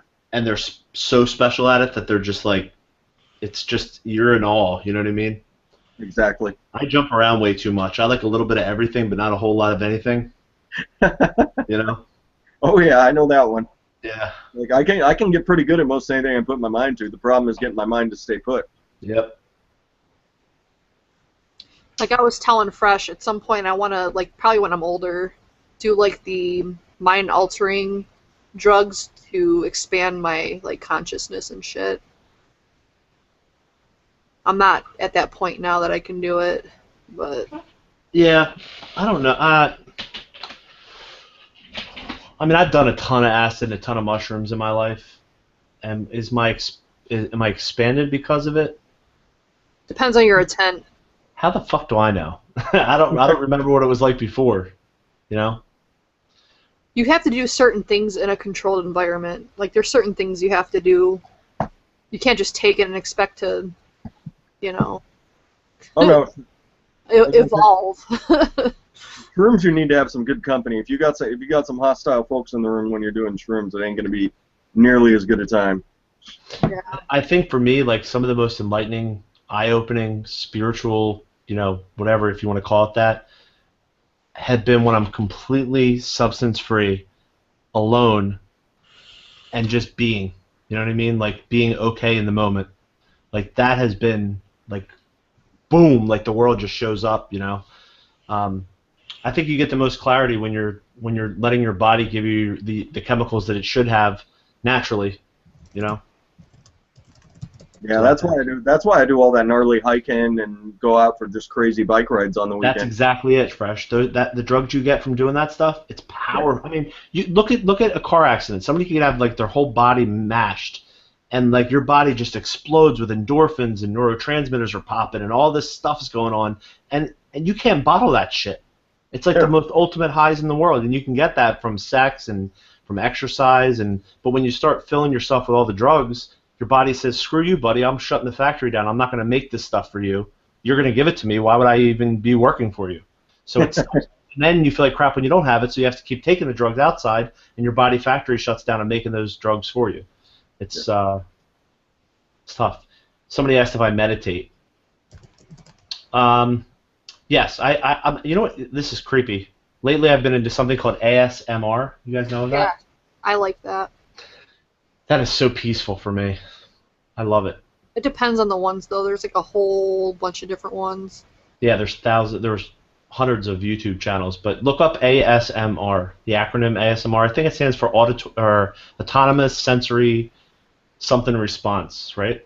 Yeah, something like that. Yeah. But I get it. I like the ear massages. Have you done the ear massage ones? Yes, of course. I've done them all. I don't know. Fresh is like, what the fuck? It's really just for relaxation. Yeah, there are like certain noises that trigger some kind of response in your body. Usually relaxation. There's like a bunch of different ones. It is oddly relaxing. It depends on the ones. Like there's this one guy that does like scraping sounds. Mm-hmm. I like those. Like he just like scrapes on the speaker and yeah. I don't know. It's weird. It gives you like tingles and yeah. It's weird. It's a good feeling.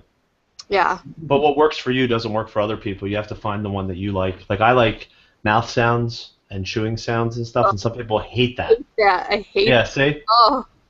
Yeah. I like I love the whispering. No, I don't like that one either. Well, it depends. There's this one. She's an Asian lady. Yeah, the foreign language whispering is awesome because you can like not pay attention. No, she doesn't speak in her language. Oh but no. It's how I identify with her because she's like one of the bigger ones, but she's like the Asian pretty girl. She does like the ear massages, and every now and then she'll do like just whispers. And for her, I like when she does it, but like other people I've watched, I don't like them. So I don't know.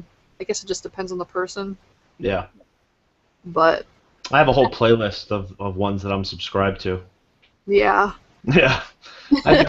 YouTube's a fucking crazy place, let me tell you. Oh yeah.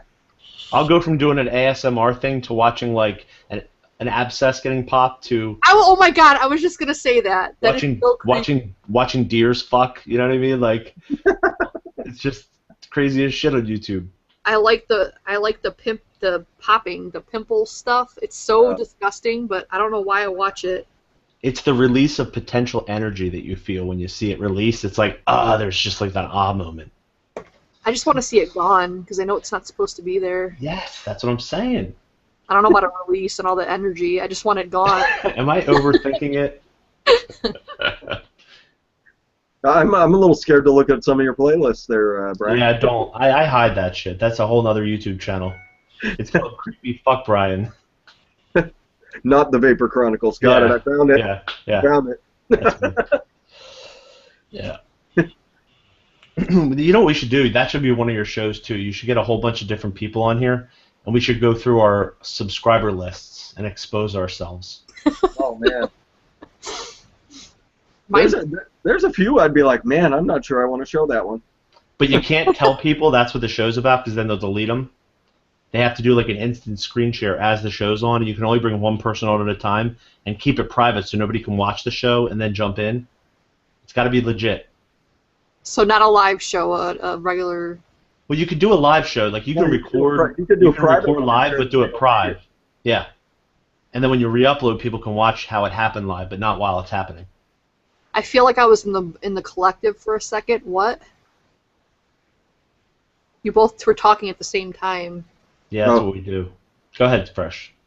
Yeah, you make a private stream. You make a private Hangout stream, Uh-huh. and it still records it to YouTube, and then you can make it public later. But you just like set people up like, hey, I need you between this time and this time, this time and this time, and you work it that way. That'd be the best way to do it. And then at the end, you just make it public. You just make the video public. That's how I shoot my videos now. Why does it have to be on my channel? I'll do it on mine. Because I don't. I mean, I get what you're saying, but you gotta understand that this is like my maybe 4th live show. I don't know how to do a lot of shit. But you're so good at it, Rin. I'm good at talking, and even You're good at multitasking too, a little bit. like typing, listening, talking, responding. Well, I've noticed that. if you watch Fresh's shows, it's not always the case because they'll ask me a question. I'll be like, "What?" I think that's because you're not interested in what's going on with the topic, though. It's not because you couldn't do it. You just zone out because you're bored. Kind of like men when you talk to them, they don't hear you. Huh? Right. Huh? You said watch the game. Got it, Rin. Hold on, let me turn it on. What? Ghost boobs? What? Naked Uh-huh. woman? It's amazing what we hear. Yeah, I did make comment on it earlier. She was talking about some story, and she brought up that she saw a naked woman like up against the wall, like it was one of the things she saw. And I happened to be looking over at Raven because he was in here, and both of us just when she said naked woman up against the wall, we both just kind of went like, She wasn't against the wall. where was she? She was just there. She was like in the middle of the doorway. So some naked woman was standing in the doorway, and both me and Raven, our heads just kind of tilted a little. It was kind of funny to watch, you know, a dude I've never actually met. We have the exact same response, just kind of, huh? We should roll right in once midnight hits. We should roll right into DIY Saturday. Yeah. Just a little early. Just keep the streams going. Yeah, why not? Nobody knows. Shit. What are you guys DIYing tomorrow? Caramelize. I'm gonna do peanut butter bananas Foster. And Rin, what are you gonna be up to? Caramelized banana? Yeah, I'll probably do that. I don't know how well it's gonna come out. You're not into DIY, are you, Brian? Me? Yeah. No, but I could be. Oh, yeah. Trust me, well, I'm just like you guys, so of course I could. I just haven't committed yet. Yeah. Once I do, though, I'm going to be fucking neurotic with it, I know. Yeah. I won't even do vape reviews anymore, I'll just do DIY reviews. It's gonna step on our toes. I know, you'll be like, that fucking Vapor Chronicles, he took from us, and then he just didn't even say thank you. Yeah. Changed his name to the DIY Chronicles. It was bullshit, Yeah. man. Better than Rin and Fresh Chronicles. You took my subs. He took our jobs. Yeah. I come onto your live show and smile and everything, and I'm like, everybody jump on my channel, and then I just click out. What? Where did he go? Go fuck yourself. Yeah, go fuck yourself. Go DIY yourself. Go DIY. Yeah, I would like to. To be honest with you, the biggest fear I have is my wife looking at the credit card bill. That's fucking anxiety. Hide that shit. I did when I first started vaping. I spent $3,000 and she found it. Ugh. I felt like a 15-year-old child getting caught by my mom. It's weird how that happens. Yeah. Start getting scolded.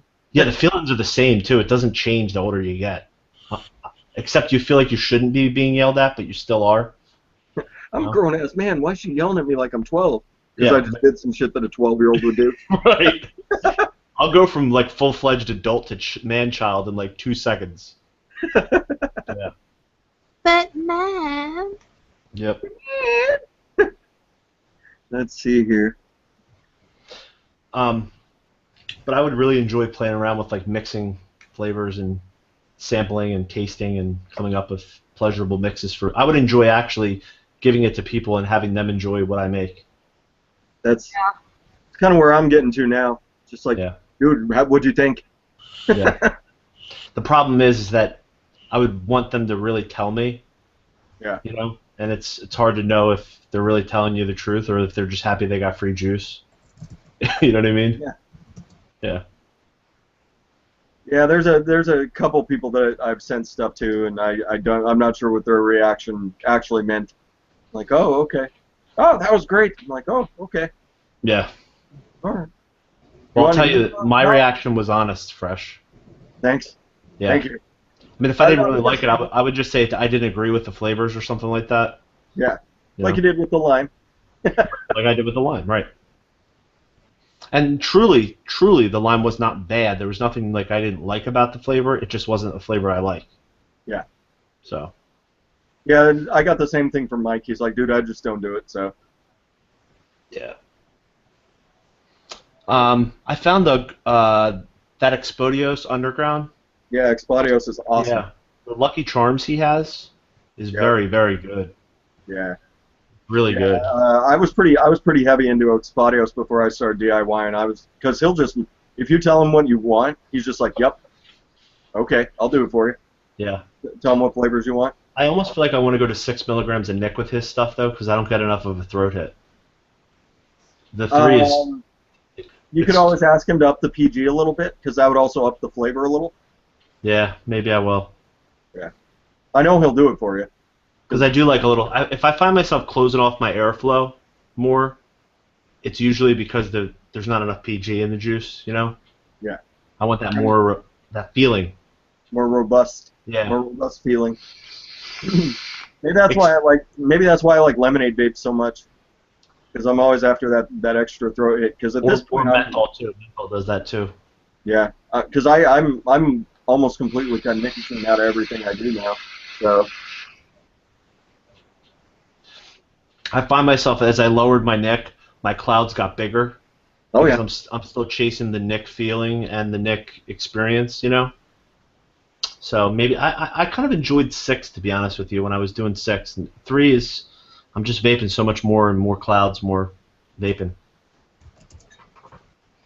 You know, it's all about finding what works for you. I mean, you can always go down and you can always move it back up if the 6 is what works for you. That's what was happening with the 6 is that since I test so many products, I was like, sometimes I'd have like a super low build and I would start to get Nick sick from the 6. Oh yeah. So then I would go to 3 and then I'd have a bottle of 3 and a bottle of 6 and then some shit would like, you know, I have ultraviolet lights in here and it would ruin the nicotine in the juice. Yeah. You know? So, I don't know. That's why DIY might be good for me. Just kind of mix what you want where you want it. Yeah. And then take 0 from everybody that sends you stuff. So, Fresh. Yeah. What is One Hit Wonder using in their juice? There's something in there that's the same in all their juices. It's the sweetener. It's probably ethyl maltol. Yeah? Yeah, it's cotton candy flavor. Yeah, that's what it tastes like. Yeah. That's what they're using to sweeten their juice is ethyl maltol. They use a ton of it. Yep. Yeah, I've heard that One Hit Wonder is just massive coil gunker too. It is, but it's damn good, bro. Well, dude, 6 days, 180 mils, done. Jesus. six fucking days. Hi, Singer. Singers out there, what's happening, Singer? Singer. Good cat right there. You could come on too, but I don't think you're on my list. Ooh, I can- Socrates cab driver's in here. Yeah, Everybody's in here.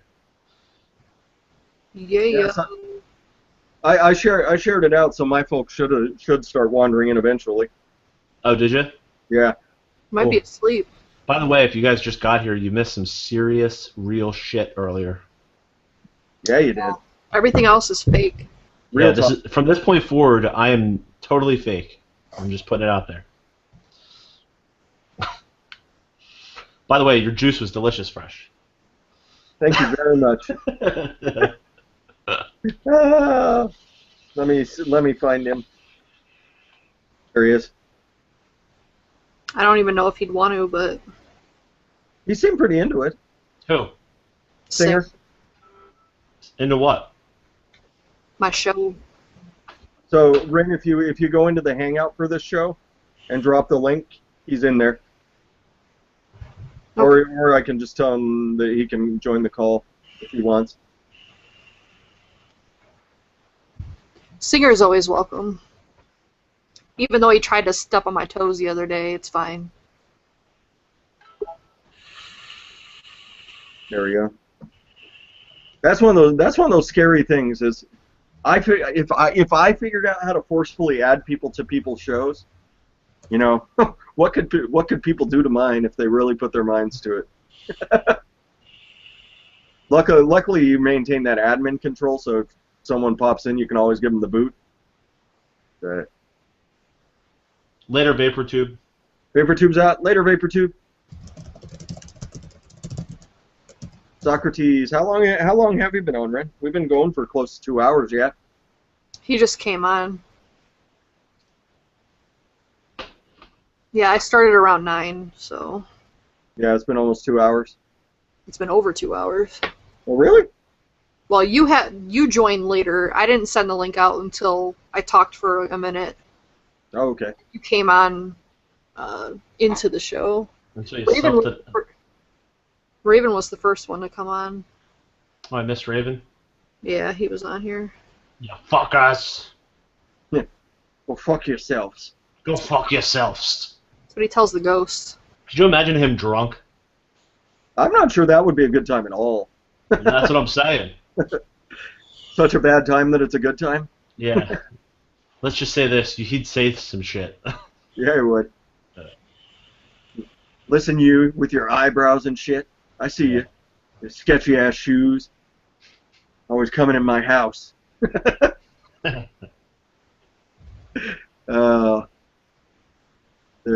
see And here. that's one thing I wish, fresh. Like where I live in New Jersey, there's no place to like get outdoors, and I mean, there's parks and stuff, but there's no expedition type shit. You know, you got to drive. Yeah. Makes it tough. I mean, you still got to go a ways here. Do you? Yeah. The Seattle metro area basically extends from like Everett down to Olympia. So there's close to how far is that? There's probably close to 70 miles of just an interlocking city. Well, I've actually been through Seattle in what was that PlayStation 4 game? There was a PlayStation 4 game that was Seattle. Okay. You can get a general idea of the the layout. Yeah, I mean Seattle proper, the city of Seattle proper. Infamous. Actually, that was it. Infamous. Yeah. It's not all that big. You know, it's kind of the area right there, but then there's all these cities that are attached to it that count as the metro area. You know, just like New York and anywhere else. You know, the actual city is not all that big, but you know, the city expands for 70 miles from north to south and probably runs 30 miles east to west. Wow. So it seems huge, and it is huge. I mean, Hold on, let me pull this up on my maps. Yeah, it runs from the city. The city doesn't stop running from Everett all the way down to Olympia, and then once you hit Olympia, then you start hitting, you know, the woods and stuff, and then it's like out to like Issaquah, and then you start getting up into like the Cascade Mountains. The only thing that stops it from expanding further west is the sound, the fact it's right up against the ocean.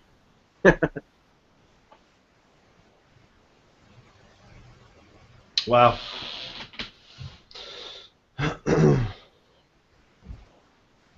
Yeah, like Seattle, Tacoma, Olympia, all three of those cities just interconnect. There's very little not used for housing and shitty condos and So is there a ferry or something to go across? over to Bremerton. Yeah. Well, like say you wanted to go to Olympic National Park. Oh, if you want to go to Olympic National Park, yeah, you'd have to take the ferry over to Bremerton and then drive another hour out west. Is that cool? Yeah, Olympic National Park is fucking incredible. It looks awesome. Yeah, because you're driving and driving, and it's woodsy and it's kind of rolling hills, and then all of a sudden these ginormous mountains just pop out of nowhere, and then when you actually get in the park, they're just all over the place. Olympic National Park is spectacular. How far is Vancouver? Vancouver, from where I'm at, is about a little bit less than 3 hours north. So Whistler's about 6 hours.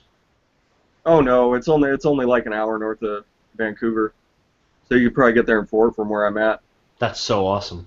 Yeah, Whistler's spectacular. Yeah, I want to go there. That's like on my bucket list. Yeah, it was a lot better before the Olympics happened, but it's still pretty awesome. You know what we should do? I should plan a snowboarding trip up to Whistler, and we should meet up. I would go in a heartbeat. Yeah, I should. Maybe I'll land in Seattle. You could show me around for a day, and then we'll drive up. Perfect. That would be awesome. Let me know. Let me know. I would love to go to Whistler. Yeah. Yeah, I mean, Vancouver is kind of what it is, and then you just keep on. Vancouver's a pretty cool town. I like Victoria a little more myself, but Vancouver's pretty awesome.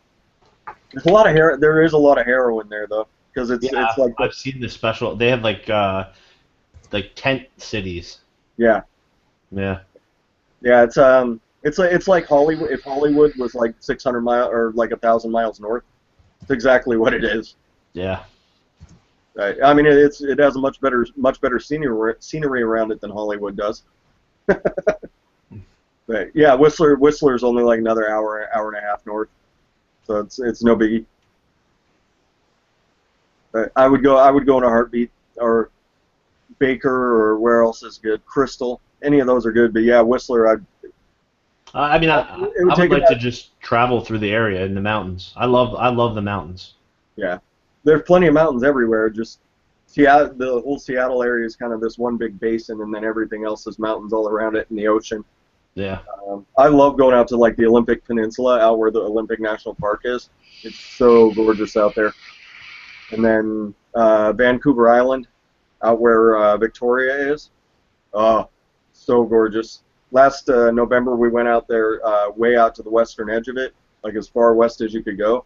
And driving into town that day, it was all rainy and stormy, and it was kind of gnarly. And we're like, man, I'm not sure this was a good idea. As we're driving past the ocean, there's like these 30-foot waves crashing. It was glorious. We're all like, yeah, it was kind of a cool idea to come out here. That's cool. Yeah.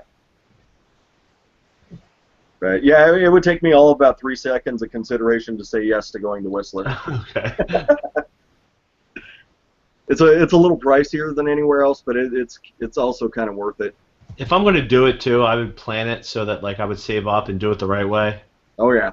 Make it like an epic trip and have a nice like slope side, arrangement and do it up. Exactly. Board in, just pop it off, throw it against the wall, and hop in. Have a fireplace going, hot tub, nice dinner. Yeah. Yep. Yeah, it would be several grand, but it would those places when you ski past them, you're like, oh man. Yeah. Yeah, that'd be a pretty sweet setup. It gets cheaper when you have a couple guys putting in too. Oh yeah, yeah. If you get like a condo and say you have like 4 people or 6 people, it's not as bad. No. Yeah, I mean, everyone would probably wind up dropping like $1,000 for a good solid, 5-day thing or something. Yeah, 5 days would be good. Yeah. 2 days of travel and then 5 days. Yeah. Yep. plus all the hot springs that are up there, hitting those in the middle of the winter. Yeah. So nice. So nice. I never forget. I was in Colorado as a kid, and we went to this place called Glenwood Springs. And I'm in the hot springs, and they had a diving board out, and it was the middle of winter. And I go to jump on the diving board, and some person shit on the diving board. like squatted and dropped this perfect shit right on the right on the diving board. Yeah. What an asshole. An asshole. Who does that? An asshole. Yes. Literally. Yes. You are correct. Let's see. That's right. Hashtag shit on the diving board. That's right, Gizzard Stew. Yes. Gizzard Stew's been sitting over there, all quiet and stuff. He says he doesn't have a camera or a mic, so Oh, so he just popped his rooster head up in there? I guess I don't know if that's how he's listening to the show or what's going on, but you know, gotta have one cock on the show. Yeah. You got 3 that I'm counting, Rin. Well, I don't want to be in your business. I got a pussy over there. I'm a grower. 95% of my day I walk around like a small child. Wow. Cuts down on the chafing. Yeah. No, I'm not going to get into this. Never mind. This is about to get inappropriate. Let's see. You're right, So, whatever you want. Lost Boy chats with vaping with Thesis. That'd be cool to have Thesis on sometime. If you could lure him onto my show, that'd be awesome, Lost Boy. If you want to get somebody on your show, talk to Phil Vapes, because he seems to be able to get fucking heavy hitters on his show. I know, right? He's a determined young man. I will say that for him. Yep. I haven't heard how his quest for the other person that he wants to get on is going recently, but it sounded like it was promising. But I mean, Snake and Phil Basardo for a live show, that's pretty epic. Did he ever get those porn stars on? No, they didn't show up. I told him too. I was like, porn stars live on Hollywood time. Hollywood time is not our time. He should be a porn director. He looks like the kind of guy that would be like, he'd give commands well, and he looks like he's edgy enough that he could be a porn director. No, I said do it over there. Yeah.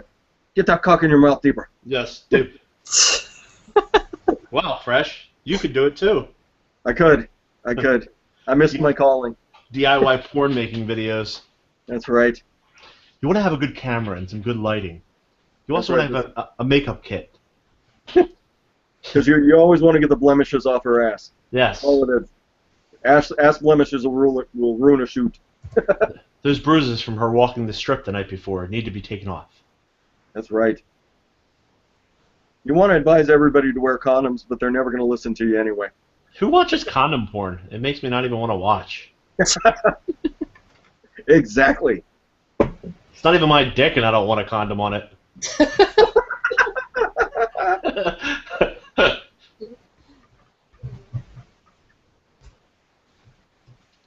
Oh.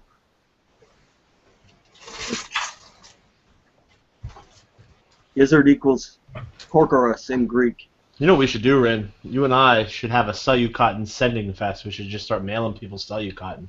I know, right? Or we should wrap ourselves up in it and become mummies for Halloween. Everyone always asks me about that. We should get metal hula hoops, and we should fucking wrap ourselves in Cellucotton and put metal hula hoops on and make us look like a coil. Nice. Halloween costume right there. Oh. They just walk around. Do you even vape, bro? Yeah. Big what? Even sub-ohm? Home. I'll even grab a blowtorch and heat that coil up. Fuck it. Every once in a while, you just kind of douse yourself with BG.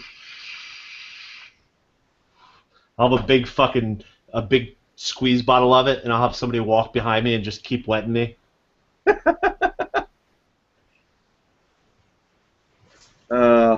Have you come up with a label for your juice yet? No. You should get like a little label printer and just come up with a label just to customize your DIY stuff. You know, be a little more professional. Not even professional to make money, but it's just special. I think you'd feel good about it. I would. You know? You're right. Great, now I'm going to look at a label printer. Yeah. I'm just adding to your list. It is. Well, I mean, I just honestly, I just spent close to $300 last night buying new things. What's another 150? I mean, come on. Yeah.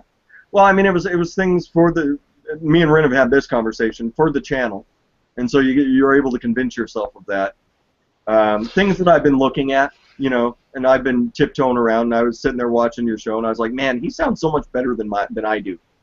You know what's weird though, Fresh? I think that's in our heads because when I listen to you, I think you sound better than I sound. So I think it's the grass is always greener type thing going on in our heads. Yeah. And now I'm going to turn into an audiophile. I'm just going to be sitting there messing with levels all throughout the show. Yeah. I do find though that like if you notice when Mark is always talking, yeah, he's talking directly into the microphone, and his voice sounds more full and rich. Does my voice sound more full and rich now? Yeah. It does. That's why. So full. So Yeah, rich. there's a minus 10 decibel setting on there a lot of times on your mic, and that'll do the trick for that. Oh yeah. Yeah. The problem is that when I do this and then I do this, it kind of kills it. Norton. Can you hear when I smash my helmet against my thigh? That microphone is spectacular. all I heard was I could hear balls tapping his taint. as he move his lower body without moving his upper body? Yeah, as he's jiggling his chair over to it. I have a flashlight because I have a roller chair, and I have it taped underneath my desk, and I'm just like, oh, really? You DIY, bro? Oh, yeah. Exposed TVC fucking flashlights on live show. .com.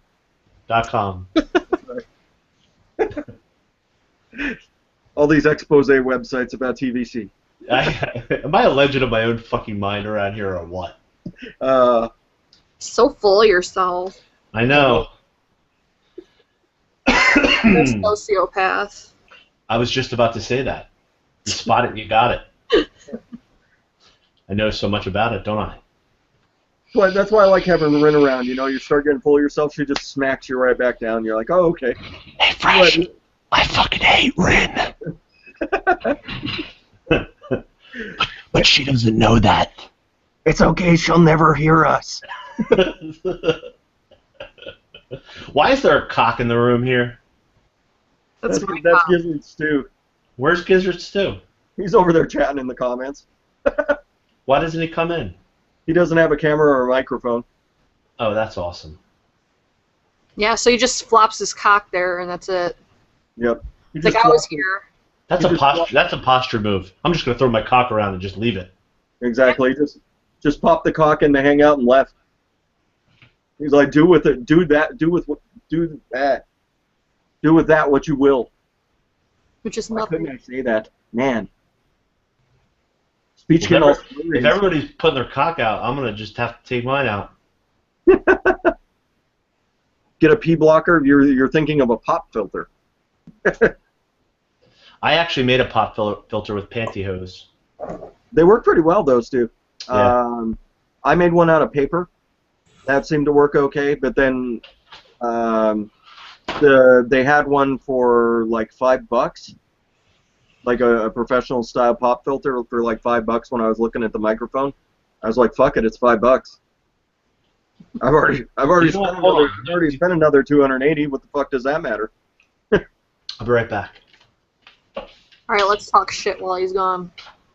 I don't like Brian. I know, who invited him? He's always so full of himself. Let's see.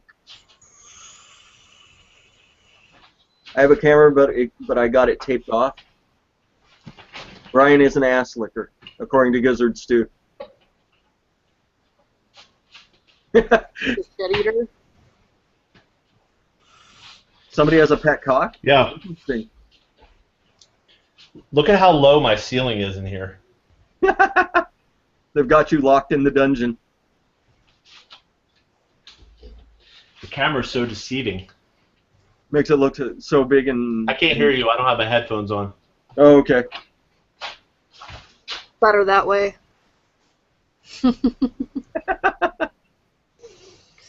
Oh man. Yeah. What else did you want to talk about tonight, Rin? Well, we kind of veered off the paranormal topic pretty severe, so I don't know if we can get back there. Sure. I mean, we can always get back on topic a little bit. We can always bring the show back around. Can we? After cocks and ass licking. Did we even? I wasn't sure we talked ass play at all tonight, Rin. You're the one that brought that up on this show. Brian is an ass licker right over there. Oh, Brian. Someone said Brian's an ass licker. Yeah. That's right. I forgot Gizzard Stu had said that. I don't bring up assholes. It's not a topic that I like to discuss. Mm-hmm. Itchy Finger called it a hobbit hole. Does that make it? Is that more comfortable? Is that a more comfortable way to discuss it, Rin? It sounds better, but it's still shit.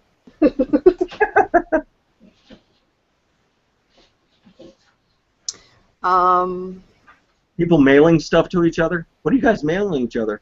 I think he's sending him music. Oh, okay. I've got his CD sitting right over there. I've only heard one song and I liked it. That whole album is killer. That whole Everyday Ghost album, so good, so good. We wanted to. He had mentioned that he did a like a metal cover of a old school like hip hop song.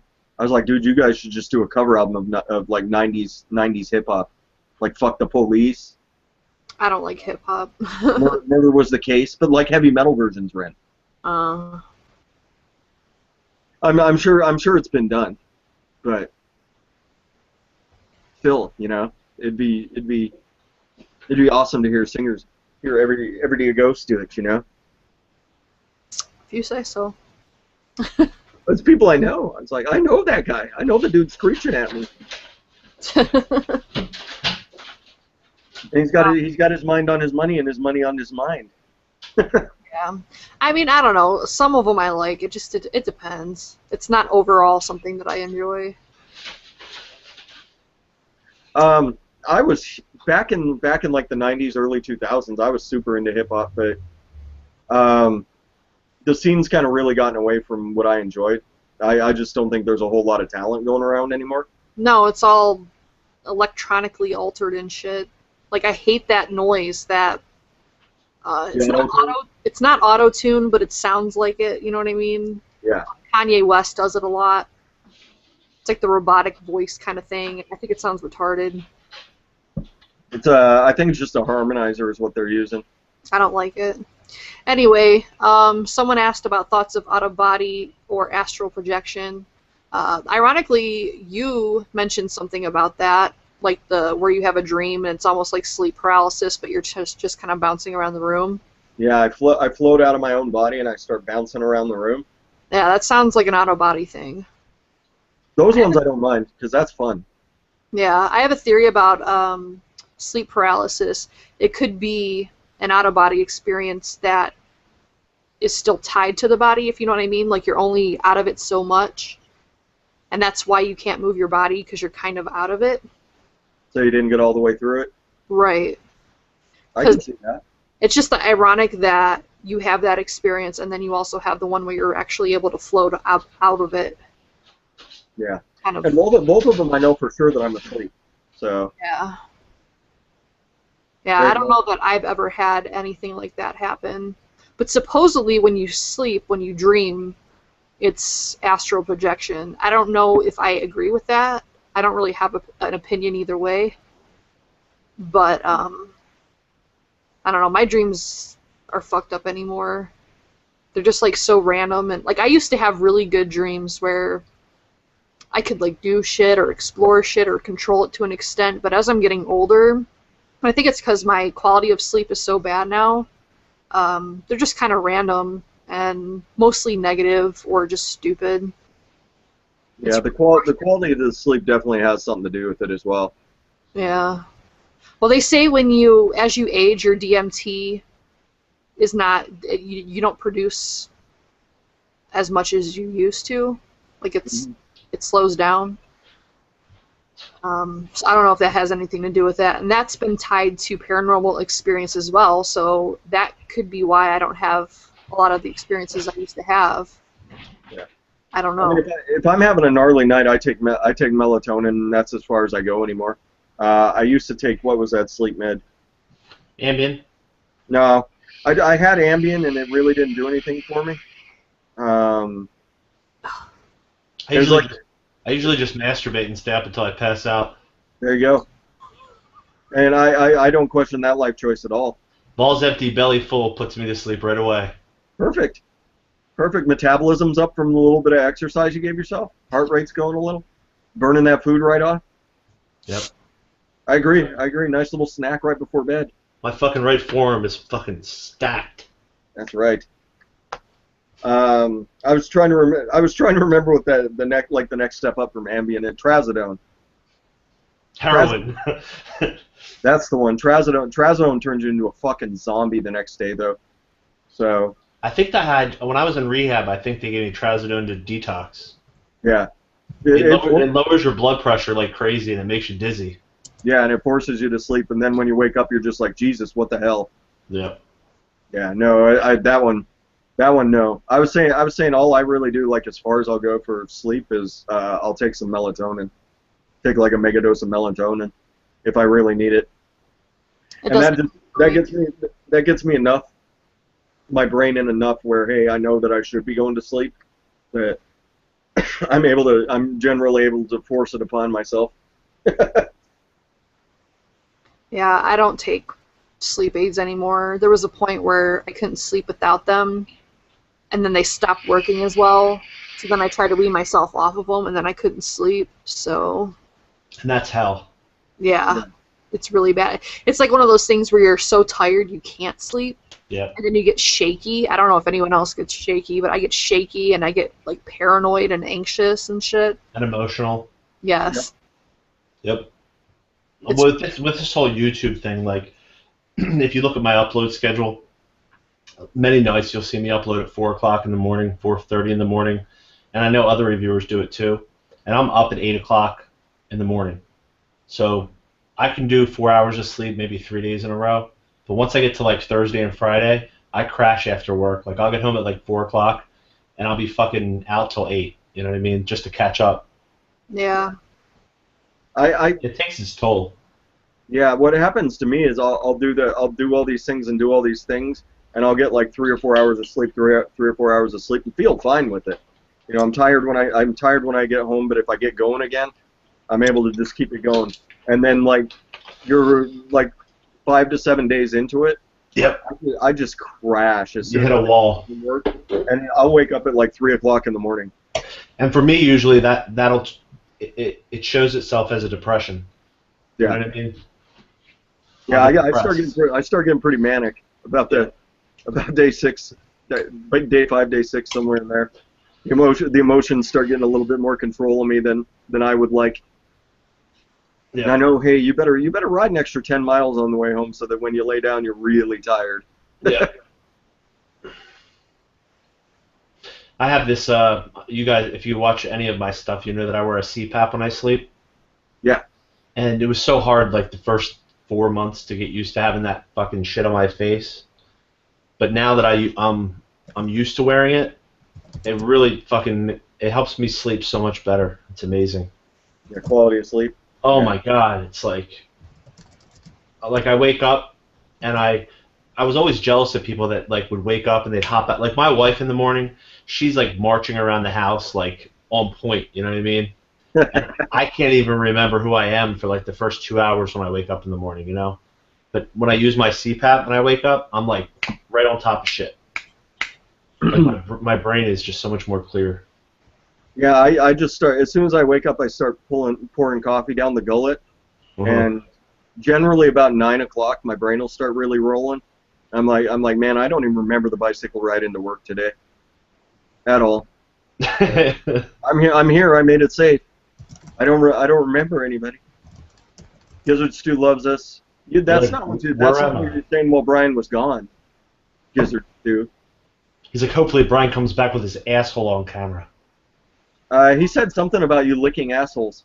while you were gone. Let me tell you something. I have zero boundaries, and I will do anything. Nothing is out of bounds. I'm just saying.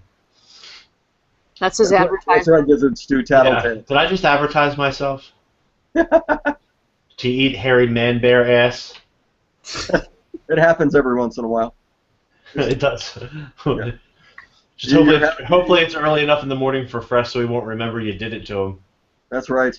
You need to knock him off the bike on that ride when he's not remembering that he's riding.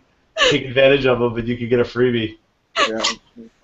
Man, everything seems kind of loose back there. I'm not sure if I like it. Man, that coffee makes me shit a ton when I get to work. I know, and it's not even regular looking shit. It's got kind of a creamy white glow to it. It's odd. And it smells like My Man juice from One Hit Wonder that Brian vapes. What is that? Yeah. Why does my shit smell like Neapolitan? I have got no clue about this. My bicycle seat got smaller. Yeah, no kidding. My ass is eating my bicycle seat. Yeah. Man, well, I need to talk to Brian, get motivated again. My ass is hanging over the sides of his seat. We need to get you a vibrating bicycle seat with batteries. You know, there's some mornings where like a battery warmed bicycle seat. No, I mean a vibrating one. A vibrating one all the way Yeah, you kill two birds with one stone on your way to work. in.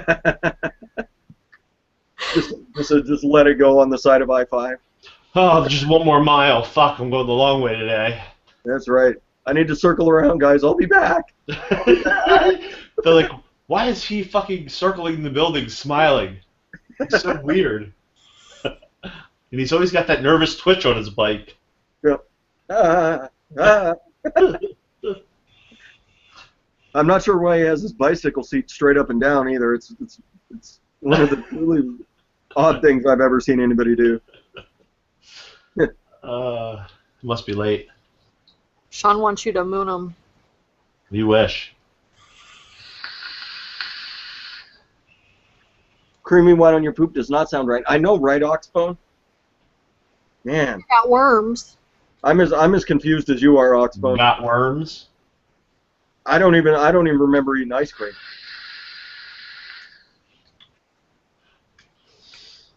So what are we vaping? Are we live yet? Is this a vape show? Man. What is that from? That you guys always say that is like an inside joke. It's they're always cracking those jokes over on the G spot. They're like, dude, are we live yet? Oh. All the guys that do live shows are all always hanging out in there. I guess that's why I don't know, huh? Yeah, and so finally ST. You're not in touch with the G spot? No.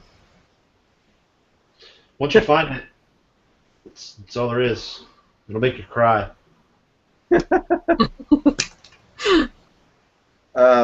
So finally ST put a show up, and he had Mike on. He had, who else did he have? He had Vapin' Fagin on. He had Phenom on. He had Pegasus on. And so basically the whole show was just what happens in the G-spot all the time. Just like people cracking jokes, and then all of a sudden someone would be like, dude, what are you guys vaping? And so they started grabbing shit off there. Started grabbing shit, like DJ LSD was on. And he hooked his multimeter up to an atomizer. He's like, I created the bomb mod. And so that went on for like an hour and a half. It was funny as hell. I was laughing my ass off the whole time that was on. I think that's the show that hurt Trucker's feelings, because I was on Trucker's show right after that, and he was swearing up a storm at everybody.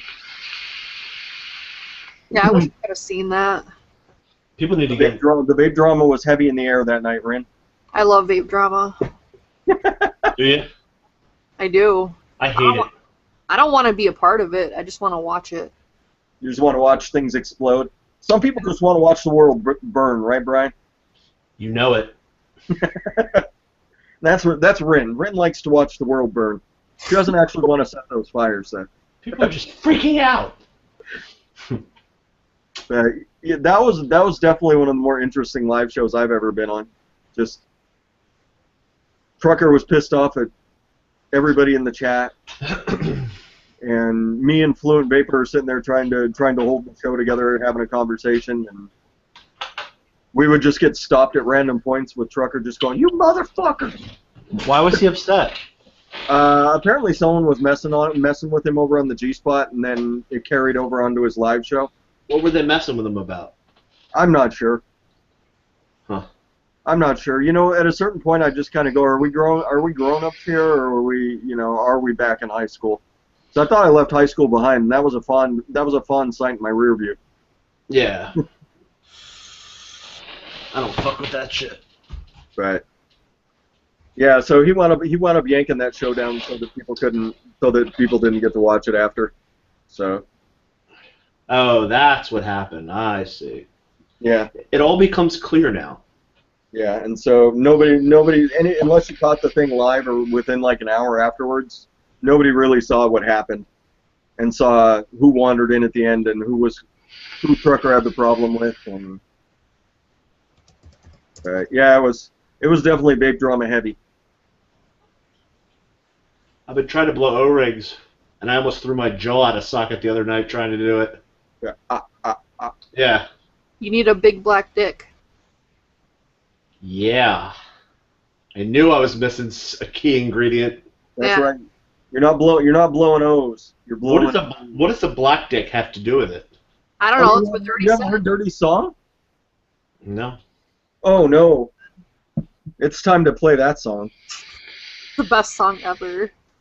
Yeah, Dirty did a live show, Ryan, and so like the entire show, he was sitting there, just kind of bullshitting, messing around with his audio, and all of a sudden he finally gets everything right where he wants it, and he just went off on this freestyle. It was amazing. So now I have to find it. It wasn't even during a live show. It was just during he uploaded a show or a thing. No, it was a live show. I was at that live show, Rin. That was live when he did that. Which one are you talking about? Blowing O's? What am I looking at here? I have some fucking YouTube app open. That's me. What's push to talk? I don't know what's supposed to Oh, I see. So we can watch videos and have the audio come through on the stream. Yeah. And then we can talk over it. Yeah. I see. Oh, fuck yeah. It's like a walkie-talkie. Fuck yeah.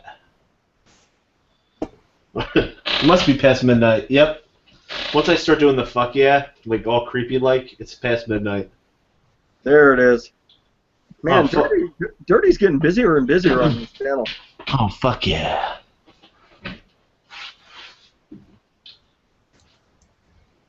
So this should do it.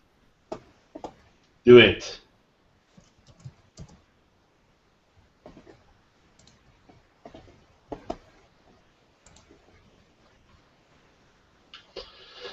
Yeah, I saw the answer.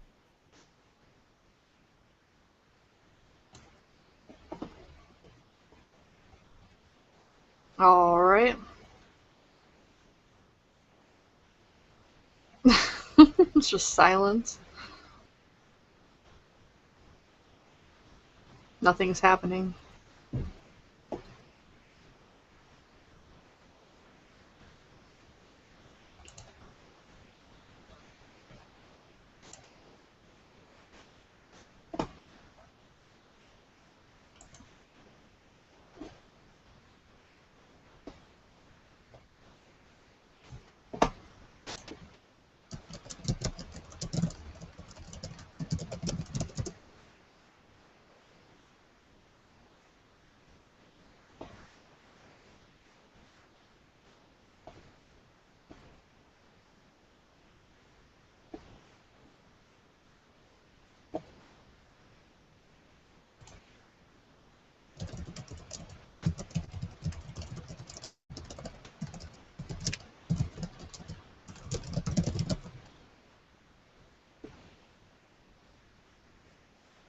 Yeah, I hear me. I don't hear anything else. Their mics are muted. He's bobbing his head. I don't know if anything's happening. Yeah, there's shit happening. down my throat, 'cause I blow holes. That's what I do, 'cause I love the bass work down my throat. I blow holes, motherfucker. That's what I do, motherfucker. I blow holes, I blow holes. We're still here. Oh, yeah.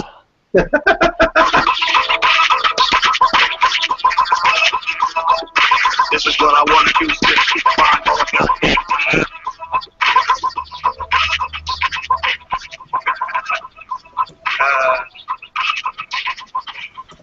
That's all I want to do. It's that stupid audio and video issues. They didn't hear any of that, just so you know. They didn't hear it? I didn't hear it either until like the last 30 seconds. Oh, okay. The only one that heard it was you and him, and he's This just is the worst show ever. Can you hear it silent, now? guys. That's how you blow old. Silence. You hear it now? Yes. I'm not listening to that shit again. Figured out my fucking audio issue, motherfuckers. Now I'm here, spitting something into a fucking track. Yeah, I can't do what you matrix move. Matrix. Matrix. Oh, baby.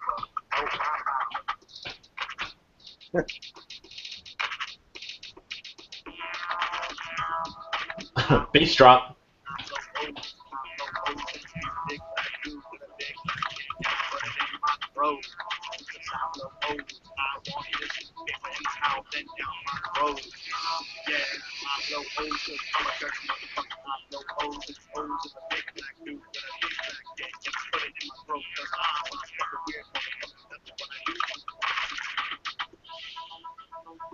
I love how he throws big black dick in there.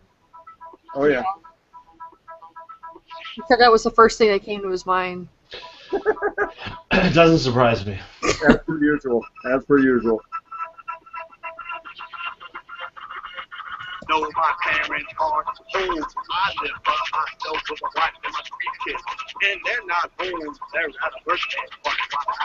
Blow old, the big black dude with a big black dick that's down my throat. Cause I blow old, that's what I do cause I love the big word down my throat. I blow old, that's what I do, motherfucker. I blow old, he's a big black dude with a big black dick in my throat.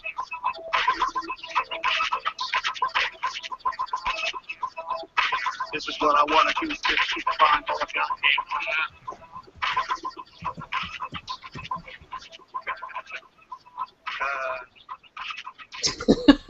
that's all I want to do is that stupid Android audio and video issues.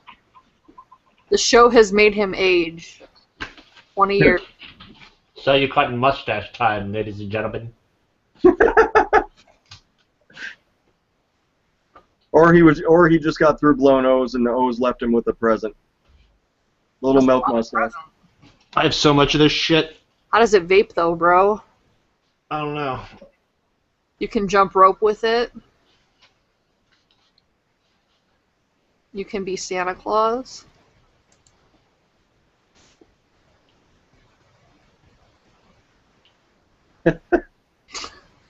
Actually, it looks pretty good. Yeah, it doesn't look bad at all. I think you're going to age well, Brian. Got a little excess. Yeah, I gotta tuck that shit in. Yeah, I'm gonna wrap it. Or you're just going Hasidic. I think if I stick these up my nose, it'll stay better.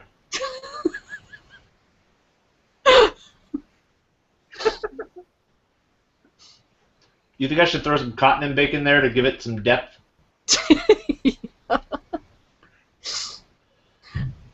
Just kind of work your soul patch a little bit with some cotton bacon.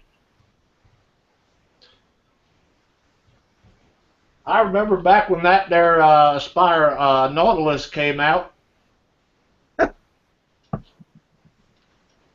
Anything like that? With your MVP2 and your Nautilus? Yeah. I need to get some more nostril going here, I think.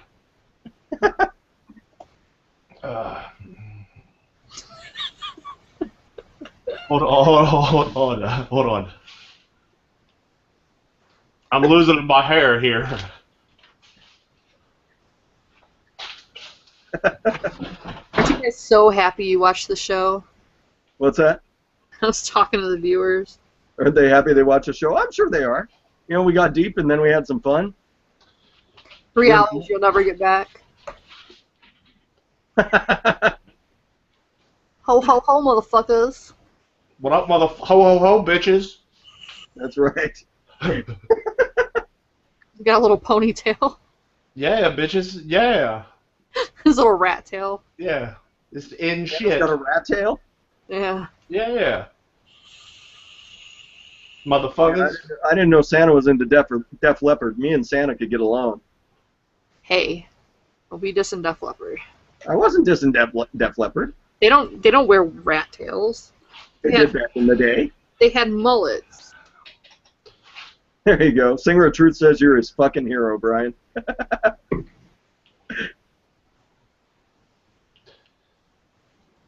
I've had this Cellucotton sitting around for a while, and I've been trying to do something with it.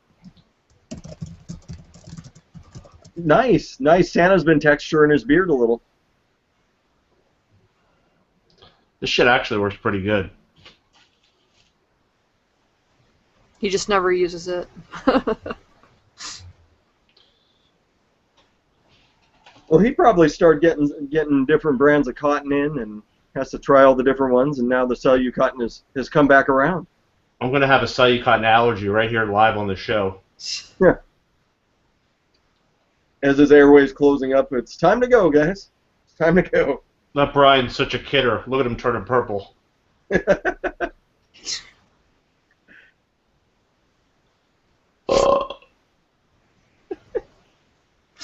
Quality content, guys. Nothing That's but right. we'll do anything for ratings. That's right. We'll do anything for a view count. Can't find it anywhere else. Now Santa will put a 26,650 up his ass. Go, Santa, go! I You got all that VG sitting around up at the North Pole. invite midgets. I invite midgets in. I'll be over in a bit. Okay. I just need an elf hat. How we doing? That looks pretty spectacular. That's pretty spot on, Not man. bad for a makeshift outfit, right? I know. You're ready for Halloween. I need a little bit of eyebrows, I think. Hold on.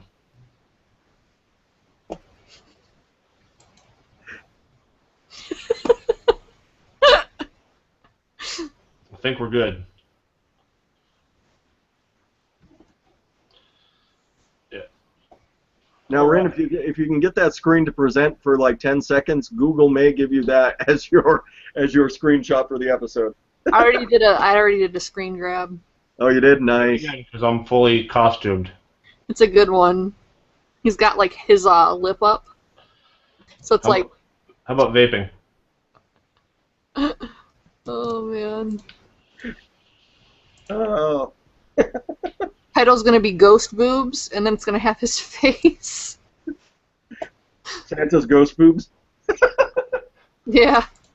Come and sit on Santy's lap, motherfuckers. Ho, ho, ho, ho. Hold that dick in your hands.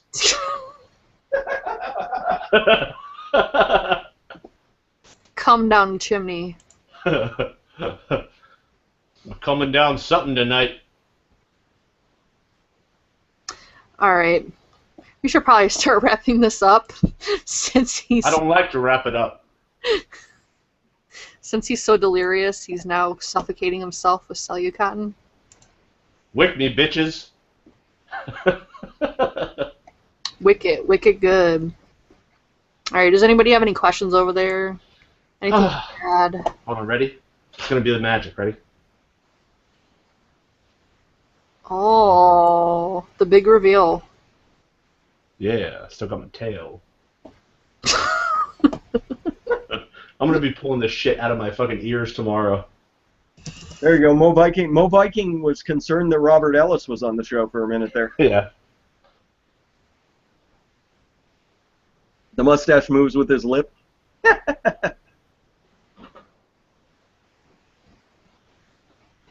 Anybody? Chad Charette also has you screenshotted, Brian. Wonderful. The rise and fall of the Vape Chronicles. All in one episode. I told you it was going to end heavy and fast. All right. Well, it looks like they have nothing to add. They're probably asleep.